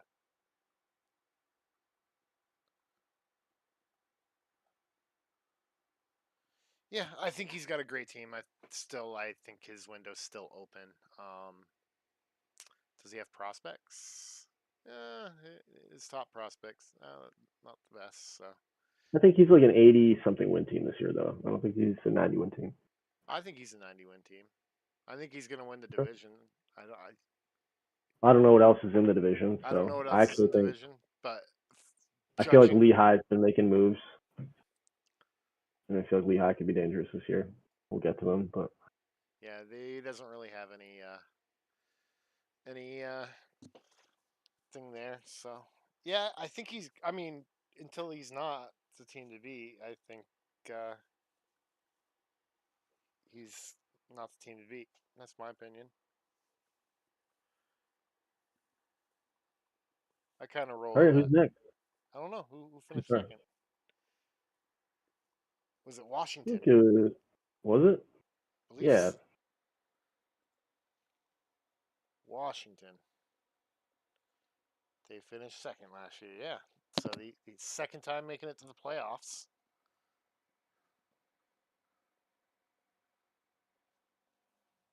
What's your thoughts on Washington looks really fucking good this year. Yeah, they do. They look amazing.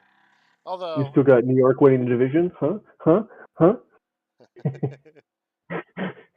After one team, have you already changed your mind? No, I haven't, because if I remember correctly, he put on his on the big league opening day. That's just Steve being Steve. Come on.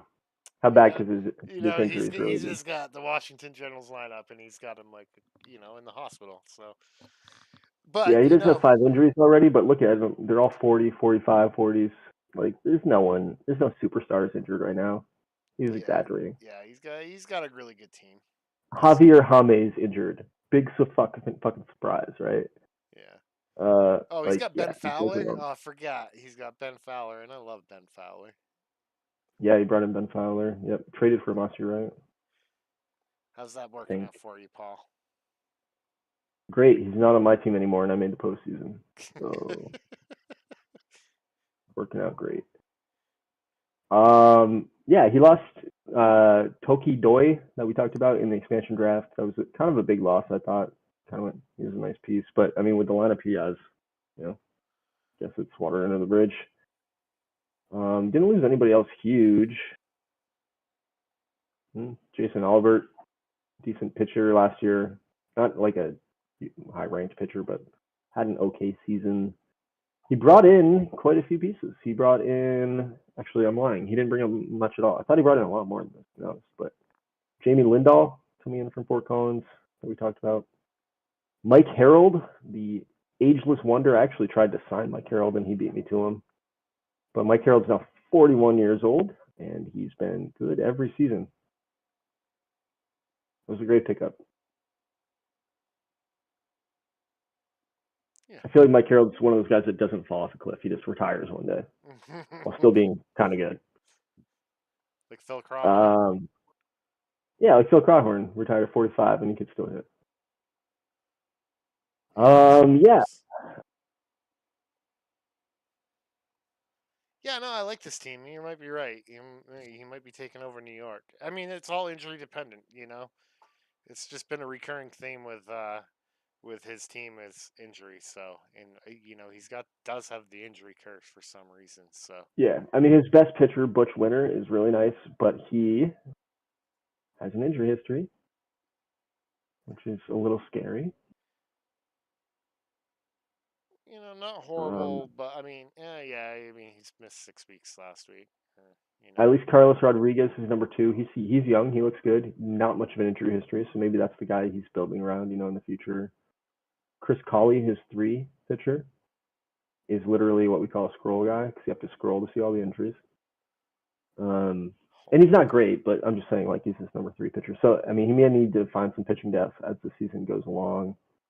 I mean, Roger Chirimbolo, huge injury history. Like, all these guys are so injury prone. So, Steve, I've got some bad news for you, dude. They're not all making it. You're going to need to trade for some pitching because not all these guys are getting through the season. Of those 3, I wouldn't be surprised if 2 of them are on the DL by the end of the year. My God. How about Denny Lord in the back of the bullpen here? Maybe the best bullpen piece we've seen in the whole ice conference so far. Yeah. Oh my Lord. Because of how shallow pitching is. His numbers weren't crazy last year. They were great in 2023, or 2010, but when he was 23. He's got that same personality. Oh yeah. Hell yeah. So you gotta line him up with that other guy. He's gonna have one be the most exciting bullpen in TBL history. Yeah, he's got a good bullpen. So I mean, as long as he has some depth pitching in the minor leagues, I guess, for when it's because I hate to say it, but like when one of these guys go down, Yeah. I mean, he also has one of my favorite lineups, like, in the league, and he always has. Like, I fucking love some of these guys. Yeah. I've said for years, his 1 through 3 are my favorite. Fast. Jack Fast has fallen off a cliff a little bit, huh? He has. Fred Cox. Has his eye always been that low? Let's go scouting. Let's check it out. I mean, it's three straight seasons of declining numbers for Zachary Fast, which is unfortunate.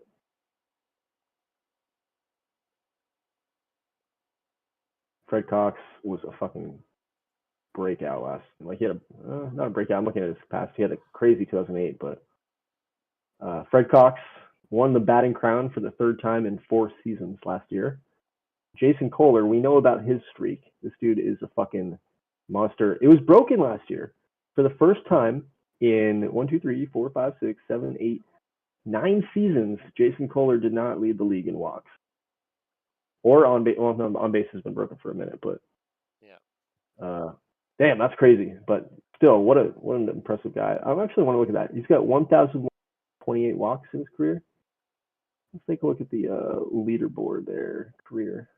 I'm gonna take a look real quick. Career record for walks. 1,128. Jason Kohler. Jim Green 1,019 for 100 less in 2+ seasons more than Jason Kohler. Incredible. It is incredible.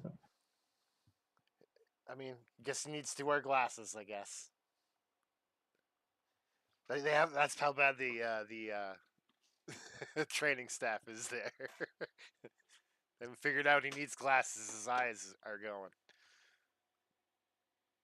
What do you mean? I don't get that. Because his eye is going. Needs glasses. Oh, You get it now? Jeez, can't believe I had to explain. I think he still has like 2010 vision. Went from 20/0 to 2010. That doesn't exist, but yeah. Ryan Odom going to be a second-year player. He had a nice rookie campaign. He was really strong in the minor leagues, so I think he's going to be a nice piece in the major leagues. Probably going to break out this year. I bet he's at 1.2 WAR last year. I bet he's like a 3 or 4 WAR player this year. Yeah. So add another strong bat. Brought in Lindahl. Again, up and down. This team's fucking cool. I like it. Yeah, like we said, Ben Fowler. Ben Fowler shortstop's a little concerning. Yeah, I think so too. But I mean, he's got 60 range. That's not good enough.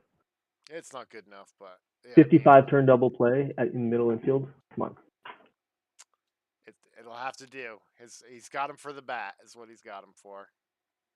Yeah, I guess so. He put up shortstop that hits 284. Who cares about the defense? I guess, right? 90 games last year. Put up -7 zone rating. So that could get even worse this year. That's the biggest liability I see on this team is the up the middle defense. Yeah. Because Ryan Odom sucks too. In terms of defensive numbers. Yeah. He's a 40 overall at second base. He's a great bat. So Steve is about the offense. Okay pitching, terrible defense. That's what I'm gonna go with. Yeah, I think he's got a strong team. I think like we said, seeing the players with the injury history they have, might be difficult for him. Yep. That's what cost him the division, in my opinion, though. Yeah, I agree too. I don't know if you remember last time I said Steve was going to win the division. He didn't even come close to making the playoffs. Very not good at predicting things. Let's take a look at his. He's no longer the bottom team anymore either. What do you mean? On the because Winston-Salem is now we got. Oh yeah. So he's not on the bottom. So yeah, he's got some pieces coming up. Yeah. Adam Hess. So he does have some pitching coming up. Hopefully he doesn't have an injury history, right? So he doesn't, So hopefully this guy could, potentially get a start this year. Maybe. Who knows? Probably not. He's 35 overall, so probably not. But yeah, nothing super close. Looks like Justin Shoemaker's number 360 prospect might be the backup catcher this year for him. Number 367 for you. Oh yeah. Nothing special, but good defensive catcher. Got Gabe Negrete in AAA, who's an okay-looking bullpen piece, although he's disruptive. So take that for what you want. Yeah, I'm liking his team, and I don't think he's he has picks, so and his team's young, so we'll see to see what happens. Yeah, I like him. Maybe as much as New York, maybe better. Not sure. Do you know who third place was? I want to say Somerville, but I don't You're want right. to. Am I? 81 and 81. JR in the Somerville money line. Another fire opening day lineup announcement from JR. Going through X and posting a fucking funny video feed, including a clip from Eastbound and Down, one of my favorite comedies. If you guys haven't seen that shit, Watching it now. Oh no. Oh, do I have to go to it? Oh yeah, plug in. But like, have you seen Eastbound and Down? No, never have. Oh my fucking god, dude! Do you have HBO or Max I'm or about, whatever? I'm about to play it. Okay. It's a great show. Like, it's Let one of the the funniest boy shows. It's about a washed-up watch. baseball star. He needs to And it's all learn comedy. the way I learned from my father. The way he learned from his father. Oh man, I just played the video. It was hilarious. So. I love the nickname he gave DJ Marksberry too. It's DJ Ski Mask Marksberry. Yeah. Oh yeah, we can't go without talking. My man, DJ. Did he pitch a no hitter last year? Good question. Let's check out his history. Well, 2010 was his last no hitter, but he's got what, 4 of them? Well, he got his 2000th career strikeout last year. So, congratulations, Yeah, DJ Marksberry. I guess you know. Yeah, definitely in my eyes a future Hall of Famer. Yeah, he has to be. My eyes, yeah. I mean, inaugural draft as well. He's one of those guys. It felt like he was declining, like starting to get old, right? He's starting to hit 30, and then we switched versions, and now he's like really good again. Yeah, like I think he was kind of like my pitcher Joey Johnson. Like he was like he was just a great pitcher, but just like went down, back up. That one pitcher of the year, 1 year just pitched out of his mind, and then just like. But I think he's better than Joey Johnson. But Yeah, no, I do too. Joey Johnson was the 1-2 overall in the inaugural, wasn't he? Yeah, I know. I remember picking him up in free from agency from for cheap. Indy, the Indy Predators.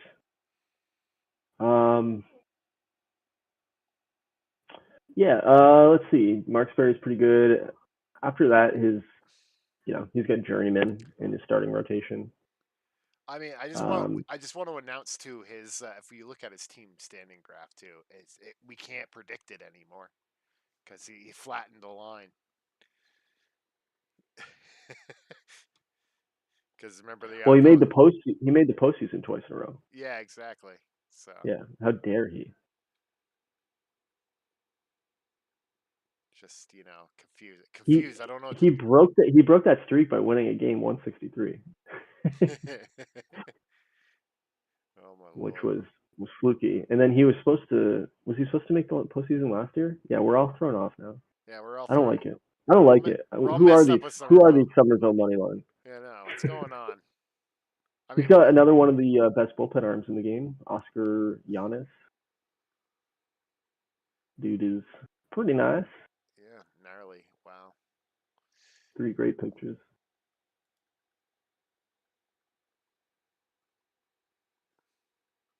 Yeah, I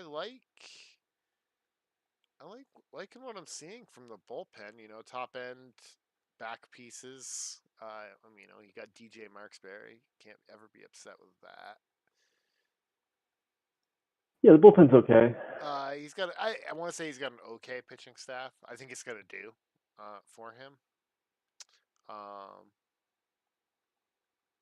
Looking over his lineup, you know, I like his open top 4. He did lose to free agency Nelson Reyes, 34-year-old Nelson Reyes, and he's playing for Phoenix now. Reyes, who's been a lifelong member of Somerville, played with them from 2001, the inaugural season, all the way to last year. So that is a change of faces. Elias Huerta is actually another guy in that same situation. He started in 2002 and played up until last season. Now he's a Mudcat. So a couple long-time money line, no longer on the squad. So they do have a slightly different look this year. Neither of those guys had crazy seasons, but still. Actually, going down the line, Keaton Deathridge. I remember him being the catcher in that championship series. Mm-hmm. 7 straight seasons now coming to an end as he's on the high rollers. So some longtime guys no longer on the team.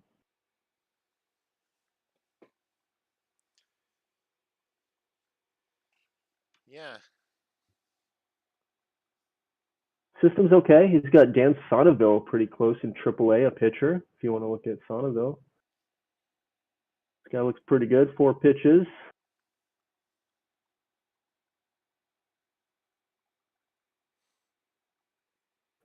They want you to know that he bats switchy. He's a switch-hitted hitter for his 30 contact.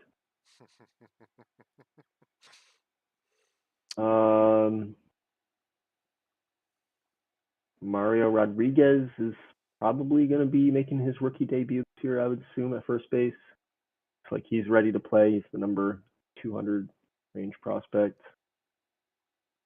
So, mid-range, just he's got 19 top 500 prospects. Travis Plath. Let's take a look at Plath.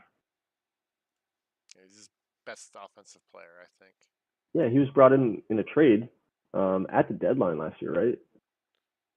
And he's been pretty good since coming to the money line. Yeah, good outfielder. Captain status, gotta love it. Yep. And then, of course, Frank Escobar. I like to talk about Frank. He's only been on the team 6 years. That's crazy. He's not like a future Hall of Famer or anything, but he's been a solid guy. He did win he's won 2 playoff series MVPs. That's why we know his name, because we call them playoffs, right? So these guys stick out to us. When you see names, you're like, oh man, I see that name a lot. I remember that name. Right, yeah. He's got decent defense, I feel like. Jesus Trevino, not the best center fielder, but he's a captain. Shortstop looks good defensively. Catcher looks okay defensively.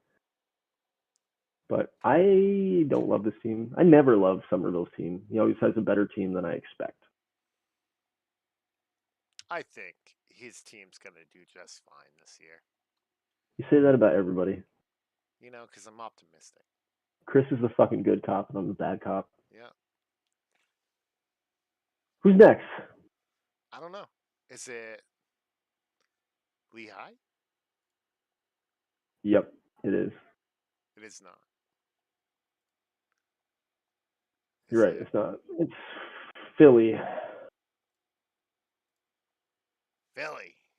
Up and coming Philly. I think they're up and Philly. coming team. Yeah, Bobby finished 4th last year after a couple last place finishes. So hopefully moving in the right direction. How many playoff appearances do Philly have? Do you see that? 2 playoff appearances. Wow. 2 playoff appearances. Do you remember when the last one was? Was it the second 2002? The second season of existence. They are the longest running franchise having not made the playoffs, I'm pretty sure. Someone can tell me if I'm wrong there. But now that I've made the playoffs last year. Yeah, you're not. Yeah. I think I was tied with him. Yeah, I think you were. But I got in, and he missed by a couple games. So Bobby, hoping to break the curse. He's got some nice pieces now, and he's still got some shit pieces. But I think, like you said, he's moving in the right direction. I think he's moving in the right direction. I think he's on the right way. Take a look at second-year player David Ramirez, ranked the number 1 second baseman in the league. He put up 7.6 WAR last year. Didn't lead the league in any category, and still was just like a fucking monster. 105 walks. Is this the guy that's going to take over Jason Collar? He didn't. It's not a red number. He didn't lead the league. It's not a red number, but Jason Collar only had 80. He doesn't 85 or something. I'm just wondering who the league leader was. We'll have to maybe come across that. He was the rookie of the year last year. It looks like. Oh yeah. I mean, not surprising. 7.6 WAR. It's a monster campaign. Yeah. Was he like good defensively? What is his defense? He's got really good infield range at second base. I feel like this isn't a 7.6 WAR offensive line. No, I think there's defense that plays a part of that. Yeah. That WAR number. Career fielding stats. Yeah, he had a 16 zone rating last year. Yeah, he was really great at second base. Yeah, really great second baseman. So plays good offense and is an elite defender. So look at those bars, these defensive ratings. That's maybe something to take note of, right? This guy's an elite second baseman with really great range, but not everything else is that great. It's kind of surprising. Like you'd think you would need better turn double play for being a second baseman. Or error. Errors at 50? And the guy put up 16 zone rating? Yeah, that's what it said. How many errors? 18 errors, though. I mean, he had a lot of errors. It's not that many. He had 810 total chances.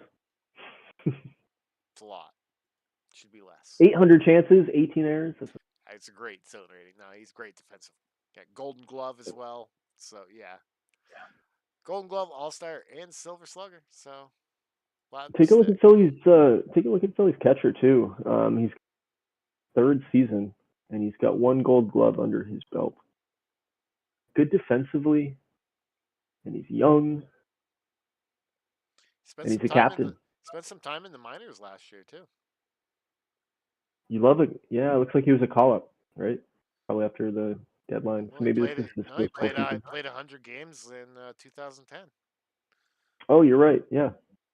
Maybe recovering from not recovering from an injury.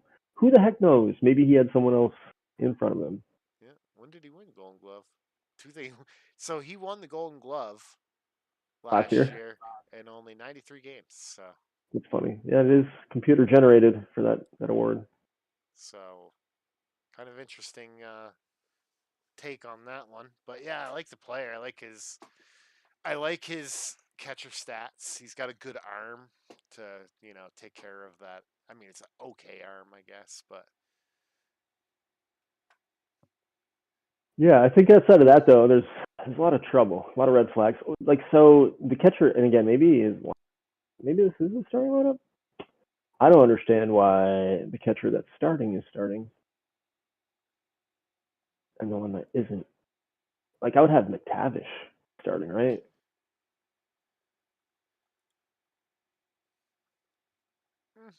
Both of his catchers are captains. I like that. That must be why he only played 90 games last year. And I don't know. Yeah, I only played 60, so they split clearly. I just don't like a guy with 45 blocking, 45 framing more than I like a guy with 65 blocking and framing. I think that shit's important. So that's me. Who else is on this team? How's his pitching looking? He's got a good 1, 2. If Victor Ortiz is his shortstop, this team is going to be in a lot of trouble. Victor Ortiz is not a shortstop. It's the last position he should be playing on the infield, actually.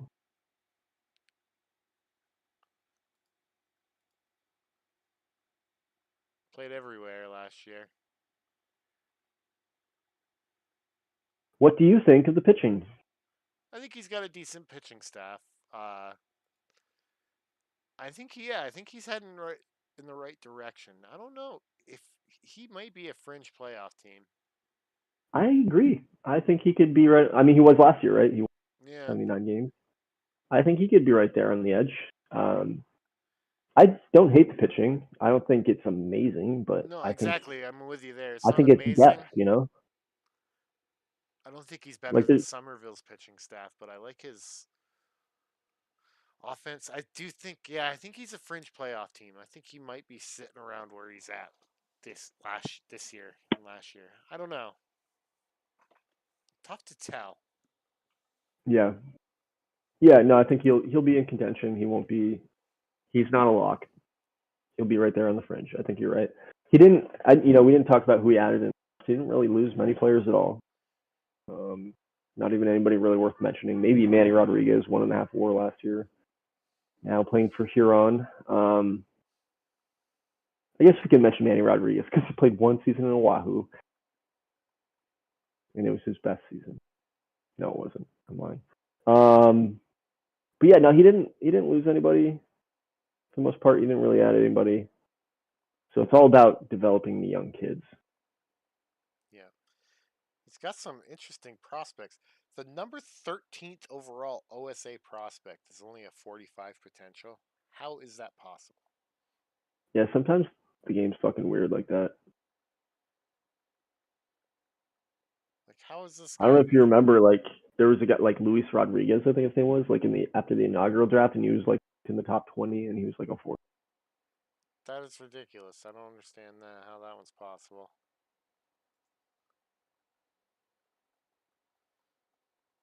Yeah, he's got some.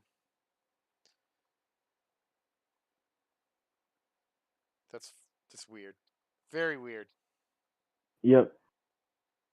Outside of that, everybody's really young. Like he's got nobody super close. Matt Simpson, the left fielder, 109 prospect 195. Looks okay. Guy can hit dingers and walk. Just doesn't make contact a lot. Doesn't hit it in the gap. So interesting little profile. He might hit the major leagues, but and they do have depth. It's just like not a lot of top end talent in the system. They've got 26 top 500 prospects, but only 3 top 100 prospects. So I got 4, but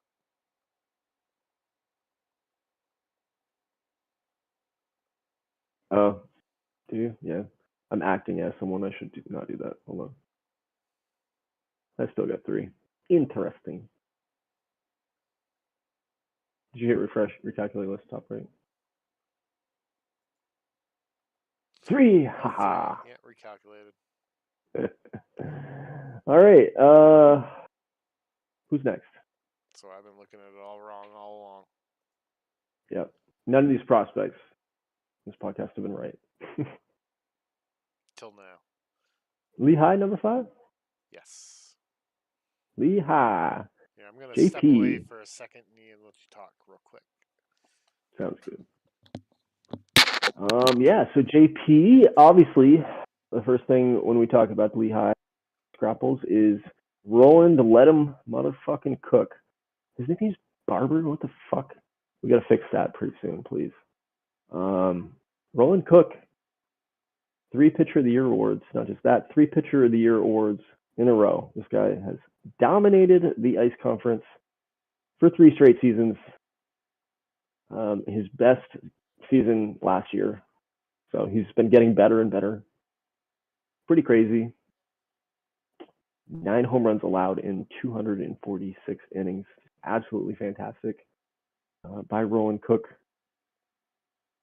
And just kind of looking at the rest of this team, outside of Cook, the starting rotation is pretty bare. Like Gamar Herrera, Madison Silvio, these guys are all pretty much journeyman type starting pitchers.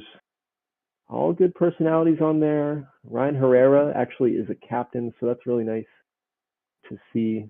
But not a lot of talent there. Like, I mean, for example, Mike Madison, 4-hitter, doesn't even throw 90 miles per hour.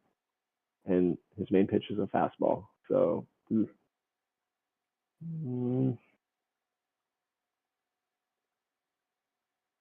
yeah, I mean, Race, and on the opposite end of things, Race 5 pitcher is 98 to 100 miles per hour he throws, but he's got 30 control. So, a little yin-yang there at the back of the rotation. The bullpen's okay. Again, not a lot of depth there. I don't hate Dustin Ham, even though he's selfish. Dustin Been okay in his career. Yeah. That selfish bastard. But yeah, no, his bullpen's pretty subpar. We're just talking about Roland Cook, and then the rest of the bullpen, the rotation looks pretty subpar from there. But 3-time pitcher of the year is going to be good for a win almost every 5 days. So. Yeah, he's guaranteed one of. Yeah, I agree. Yeah, 3-time. 3-time. Haven't talked about the lineup, and that's where the big improvements were this offseason for this team.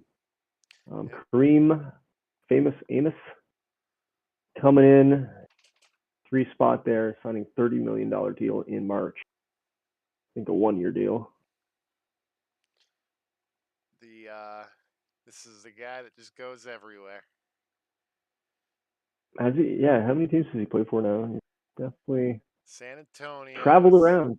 Huron, Denver, Kingston, New York, Las Vegas, and now Lehigh. So 7 teams. Journeyman here. Kareem Yeah, it's pretty Amos. cool. So looking at Lehigh, yeah, he brought in Amos. It's really the big free agent signing. He lost a few pieces. Hyun Ho Lee, pitcher, went in the expansion draft to Syracuse. Carl Symington, a left fielder, went to the Huron Herons in the offseason free agency. So I expect this team to take a step forward. I think. Again, the pitching really concerns me. But adding a guy like Amos in the middle of the lineup should be good for a couple wins, I think, off of what he had last year.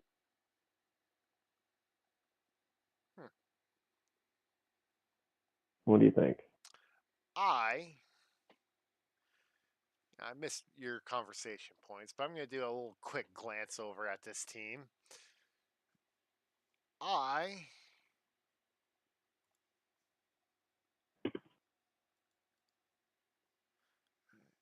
like his. I'm not sure about his leadoff. I do like his leadoff guy. I take that back. His defense sucks, but yeah. I mean, that's why Nice he's DH. that's Never why he's a mind. DH. Yeah. So it doesn't. His Yep. defense doesn't matter when you're just a hitter. So I like Chad Carpino, his number 5 hitter. And his shortstop's good defensively. yeah. 17 zone rating Yeah, from the shortstop last year. don't hate this lineup. Yeah, I don't hate this lineup at all. Yeah, the pitching does concern me. I did look at that. That does concern me big time. Yeah, other than the fact of Roland Cook, like you said, and he's got his bullpen is a little lackluster, so as well. Yep. Depth is an issue. He's got some nice high end pieces. Depth is an issue. I think again one of those fringe competitive teams. Yeah, I think so too. I don't know. I think him and Philly are going to be fighting for the position. I think Philly might have an edge over him. Maybe. Yeah. But I think his lineup's better than Philly's. I do too. And he's got the ace. I think the Lehigh's ace. better than He Philly. does have the ace, but I think Philly's pitching staff might be better rounded off than his. I would like to say. Maybe. He does have more money to spend, so he does have 20 mil. So I don't know. I kind of like Philly and Lehigh just as much as I like Somerville. yeah, I know you don't feel that way. Well, but you do. I don't. I'm not a big fan of this division. I don't think this is I think all 4 playoff teams are going to come from the Jade division. Well, let's not forget things have changed. Oh, things have changed? Okay, you have to remind me.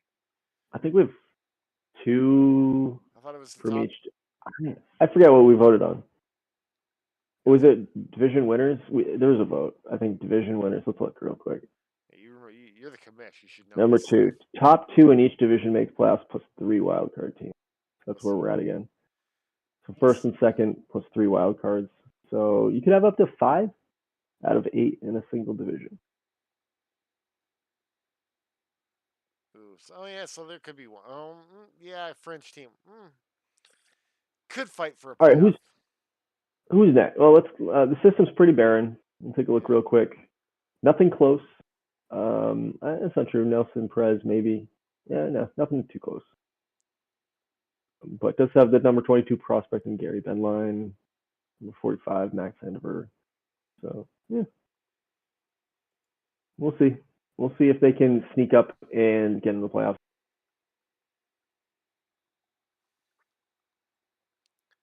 Yeah. Anything else on your end? No, I think it's a good team. I think you're right in saying that this division is going to shake up here. So you're right. New York could be in the yesteryears of this division, but still more to be seen. And I mentioned we have 7 new GMs this season, and Brian Salem, number 2, is our next GM. It's Ryan, who's taken over the Montreal Machine.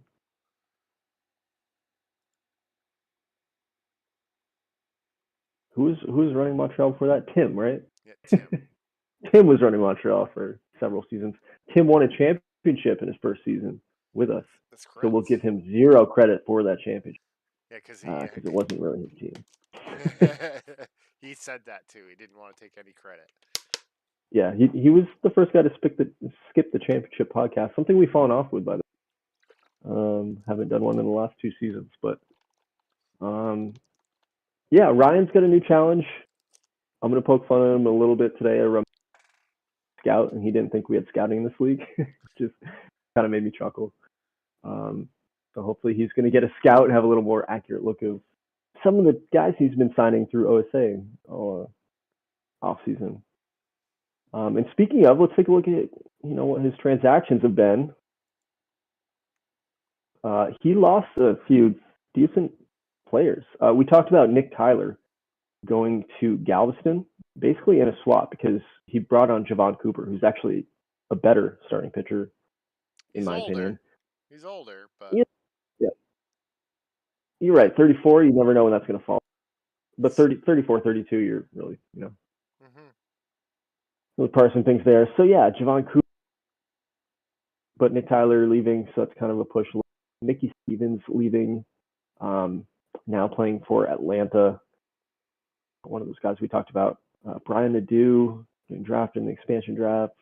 So he lost about 12 WAR, which is kind of significant. He did replace most of it. Again, 7.8 coming in outside of Javon Cooper. Carlos Lozano, the shortstop. I really like Lozano. The dude can't hit shit, but he's really good at defense. Yeah, but that's not one of those positions I always say you don't need the offense for the shortstop. It's always a plus, but if they can play a stellar defense, they're preventing runs from coming through. So I don't know if I agree to the extent of how bad Lozano is at offense. He hit 180 last year. It's like too bad, I think. That becomes detrimental.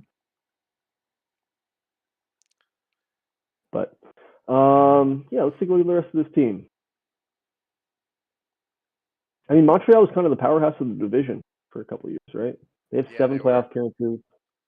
I think they made the playoffs like many years in a row. Yeah. I think it was after Philly fell. Take a look at the history index real quick. Actually, no. Yeah, they were first or second in their division for 6 straight years. 3 division titles, 3 second places, 7 straight playoff appearances. Yeah, from 2004 to 2009. And then, they've missed the last 2 seasons, though. It actually surprises me. No, it doesn't surprise me. I didn't realize they fell off that long ago. I thought they were competitive right up until, but no, they fell off. I remember. I predicted it last year, and you didn't agree with me, I think. Who's Mr. Machine on this team? Can you name him? Who's been on this team forever? Steve Moss. Steve Moss, Mr. Machine. He's not actually Mr. Machine, nickname-wise. Could be. We know who that is, but. But Steve Moss, 31 years old, and he's spent 9 seasons in Montreal. And he might be a future Hall of Famer. He continues to be good into his 30s. I think he gets in. It's at 40 WAR right now for his career.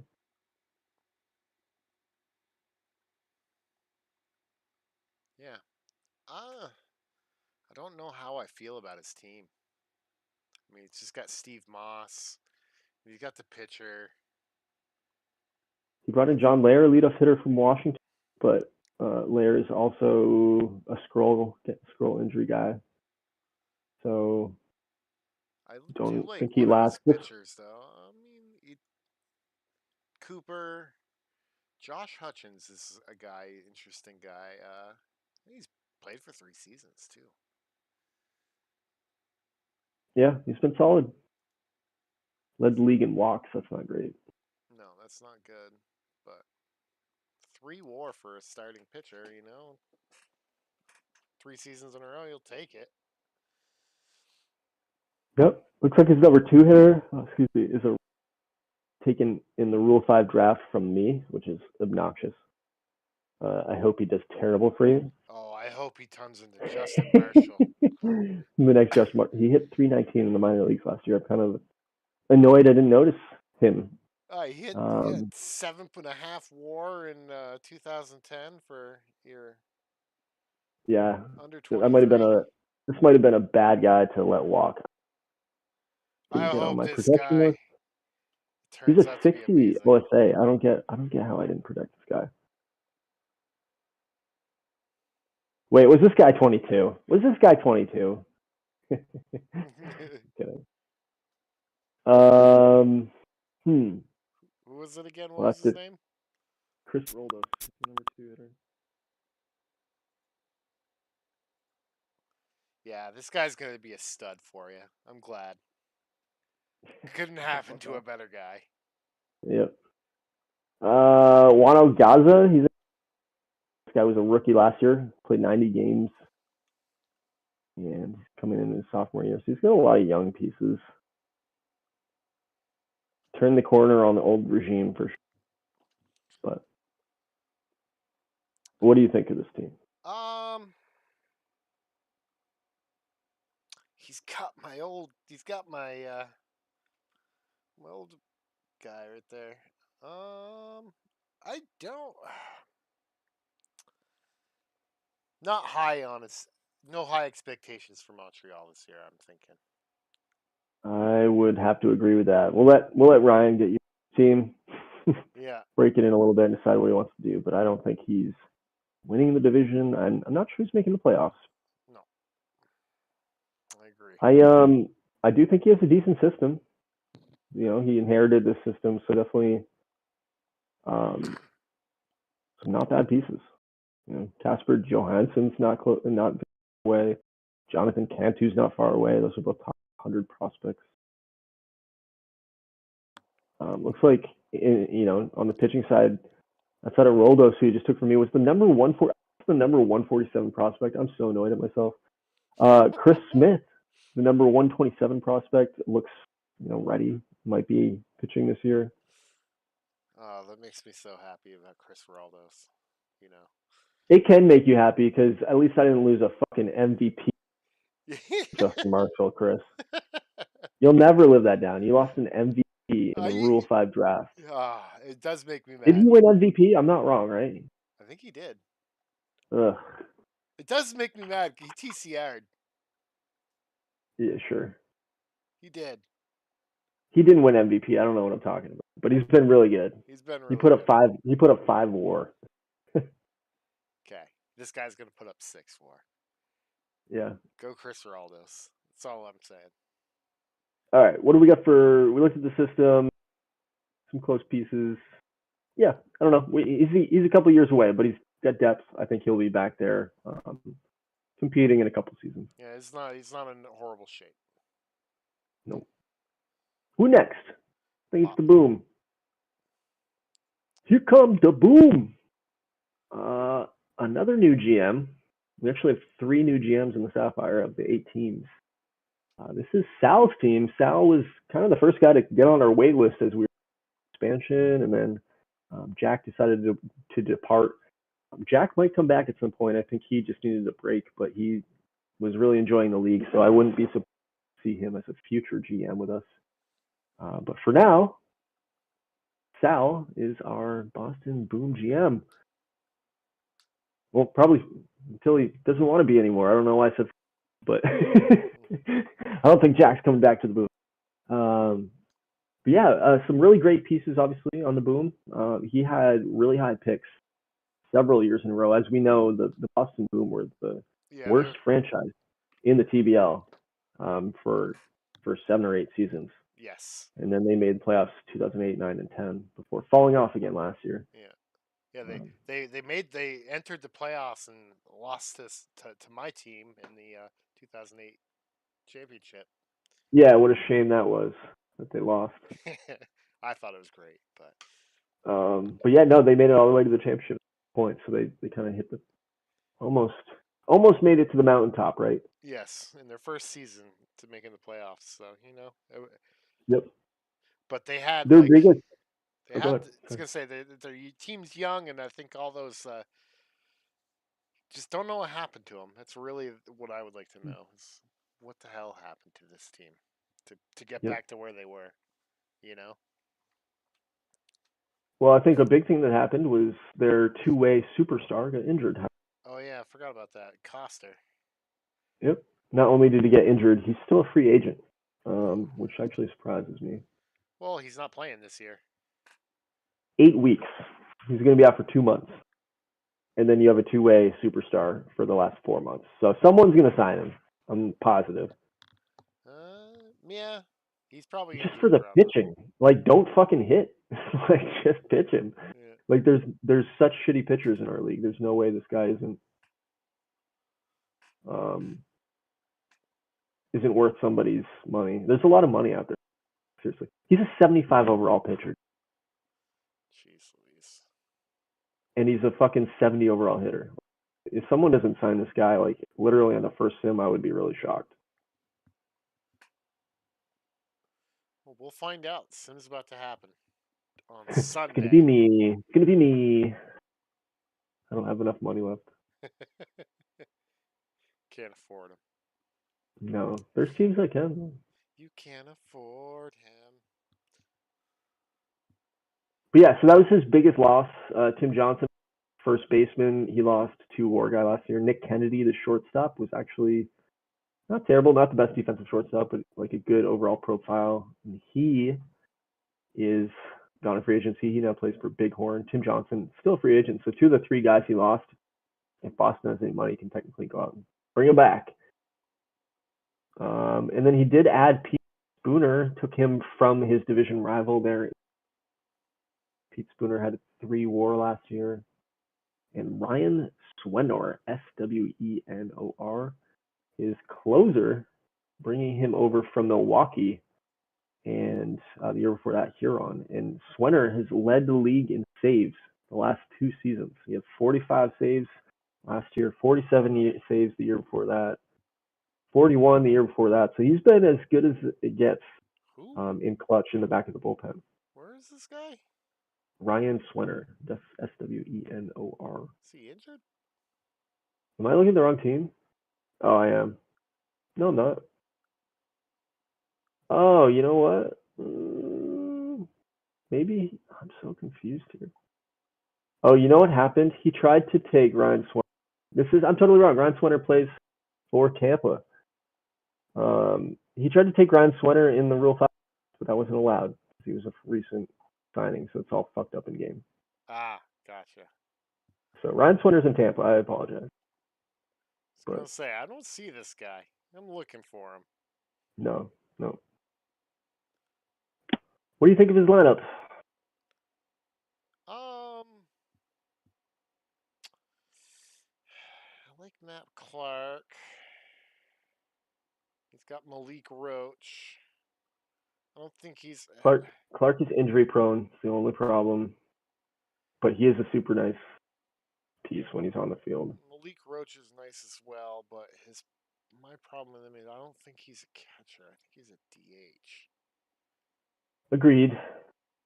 He's a 2010 MVP. Yeah. No, I agree. I mean, I don't like a guy with those kind of defensive stars. Yeah, I don't know what happened to Boston. I think he might be a little injury prone as well. Because he had Zach Coster, and I think Zach Coster really bolstered his lineup a lot. And I think him being gone, both sides of the ball. Yeah. I think him being gone is gonna really hurt him because he has Boyd Perry as his pitcher, but he's definitely Boyd Perry. It's a lot like Lehigh a lot with his pitching staff. Reminds me of he's got that ace, but there's nobody other than your ace. So I agree. He is similar to Lehigh, but all the yeah, like Boyd Perry would be a multi-time Cy Young winner. I feel like if it wasn't for Roland Cook. Yeah, because he's a great pitcher. Like his 2009 season was awesome. So.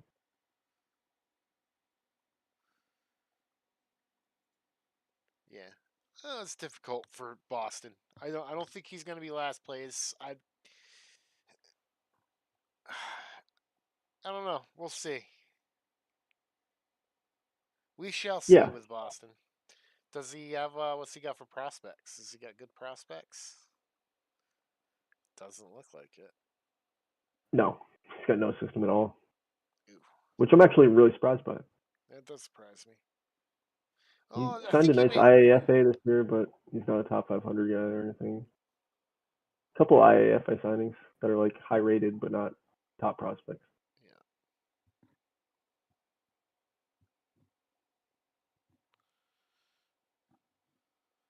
Who's next? I think it would be Syracuse. Switch off. Yeah, real quick. Tell me now that you're not on screen, because I just saw it there. Who's the all-time leader in games played for Boston? Games played. Games played. Yeah. You know what's funny is I saw it and I wanted to hover over the guy. I have no clue, but it's some random freaking guy. Yeah, I have no idea who that is. Tom Powers. Go back to that. I want to know who he is. It's down the bottom left corner. There you go. He's a 40 over Tom 40. Powers. Playing for Huron. Playing for Galveston. Yeah, well, he is. Yeah. On Huron last year. All-time leader. Go to his batting stats. I just want to see his go to his stats or put batting stats. I want to see his. I feel like this guy is just has never been good, huh?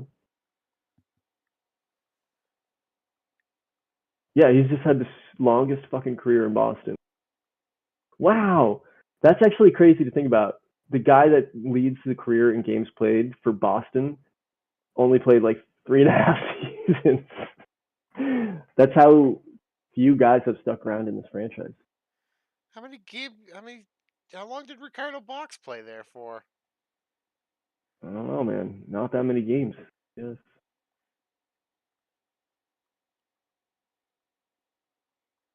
Yeah, it's 600 games, so it's about 30 less. Wow. Crazy. Well, hopefully somebody will overtake that Tom Powers guy's place. I'm sure soon. Yeah, I mean that's not so. That's crazy. That All is right. crazy. 600. Who next? That's probably why Boston's been been one of the worst teams in the league. Yeah, I mean they haven't had that cornerstone guy. That's for sure. I bet it's gonna be Malik Roach soon enough, right? Yeah. Roach isn't going anywhere. I don't think. We already know who is next, Paul, and that it would be the expansion team, Syracuse. Tyler, our fourth new GM of the podcast, third new GM of the division, taking over. Tyler's in my other league, Skyline League. So welcome to the TBL, Tyler, and to a real challenge. Team is no bueno, as are all the expansion teams. He said there was going to be a challenge, so. For sure. I mean, who did he draft? Who is exciting here on the stealth? Anybody? Let's meet the team. It would be Todd Vella. Todd Vella was the best player drafted. 3 WAR last year. He actually wasn't even drafted. He was a free agent signing, so he picked him up in free agency. Played for San Diego in past seasons. So Todd Best Vella. guy he got in the expansion draft, and I actually liked Josh Vanderwerf, the catcher. Oh yes, the defensive catcher we always love. We all love defensive catcher, fan favorite. Getting everybody excited about Syracuse baseball. Bo Sniffy. We talked about he took Keon-Hill Lee from Lehigh. Took this guy from Boston right here, and he's a speedy guy. Wow, that is a pretty cool profile. He hasn't done shit, but I like it. The eye hurts so bad though. It does hurt. It does 279 on base percentage. That's bad. Yeah, but when he gets on base, man, I bet he's fast. Yeah. Pinch runner. Crank those steel bars up. Yeah.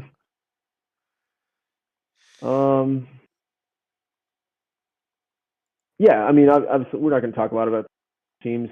I mean, maybe at the end we'll talk about which expansion team we'll think will finish with the best record. But I don't think any expansion teams are making the playoffs. Oh, I don't think so either, and not in these two divisions for sure, or this conference. Yeah, Um, and that's very much by design. It should take a while for expansion to figure shit out, in my opinion. but I think I do like his top end pitcher here. I don't hate his closer, actually. I like his closer. Yeah. He was bad last year in Atlanta, but I think he could grow into being an okay guy. Yeah. Little change of scenery, Actually, I think in terms of bullpen depth, and actually, I didn't completely nerf their minor leagues in terms of some of the pitching depth. So some of them are actually like major league ready because they're 40, 45s or whatever. And we don't have a lot of pitching in this league. So, like Chris Huff. Chris Huff, I literally created, and he is now a major league pitcher for the Syracuse still. Way to go. Not a great one, but yeah.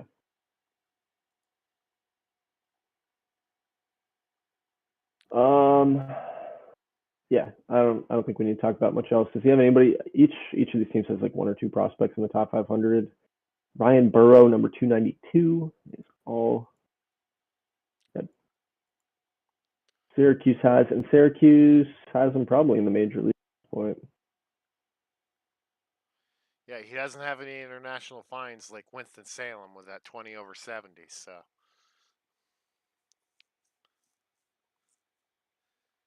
Yeah.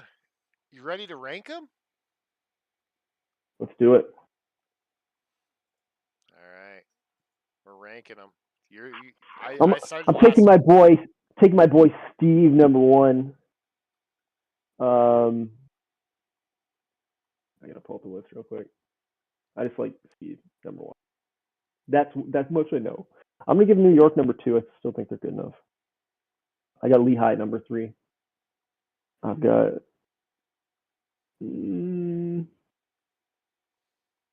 fuck. I'm gonna regret this. I'm gonna regret this. Philly number 4 and Somerville number 5. I got Montreal number 6. Boston number 7. I got Boston number 6, Montreal number 7. And then Syracuse number 8. All right, mine's going to be completely different than yours. Great. Got New York 1. Washington 2. Somerville 3.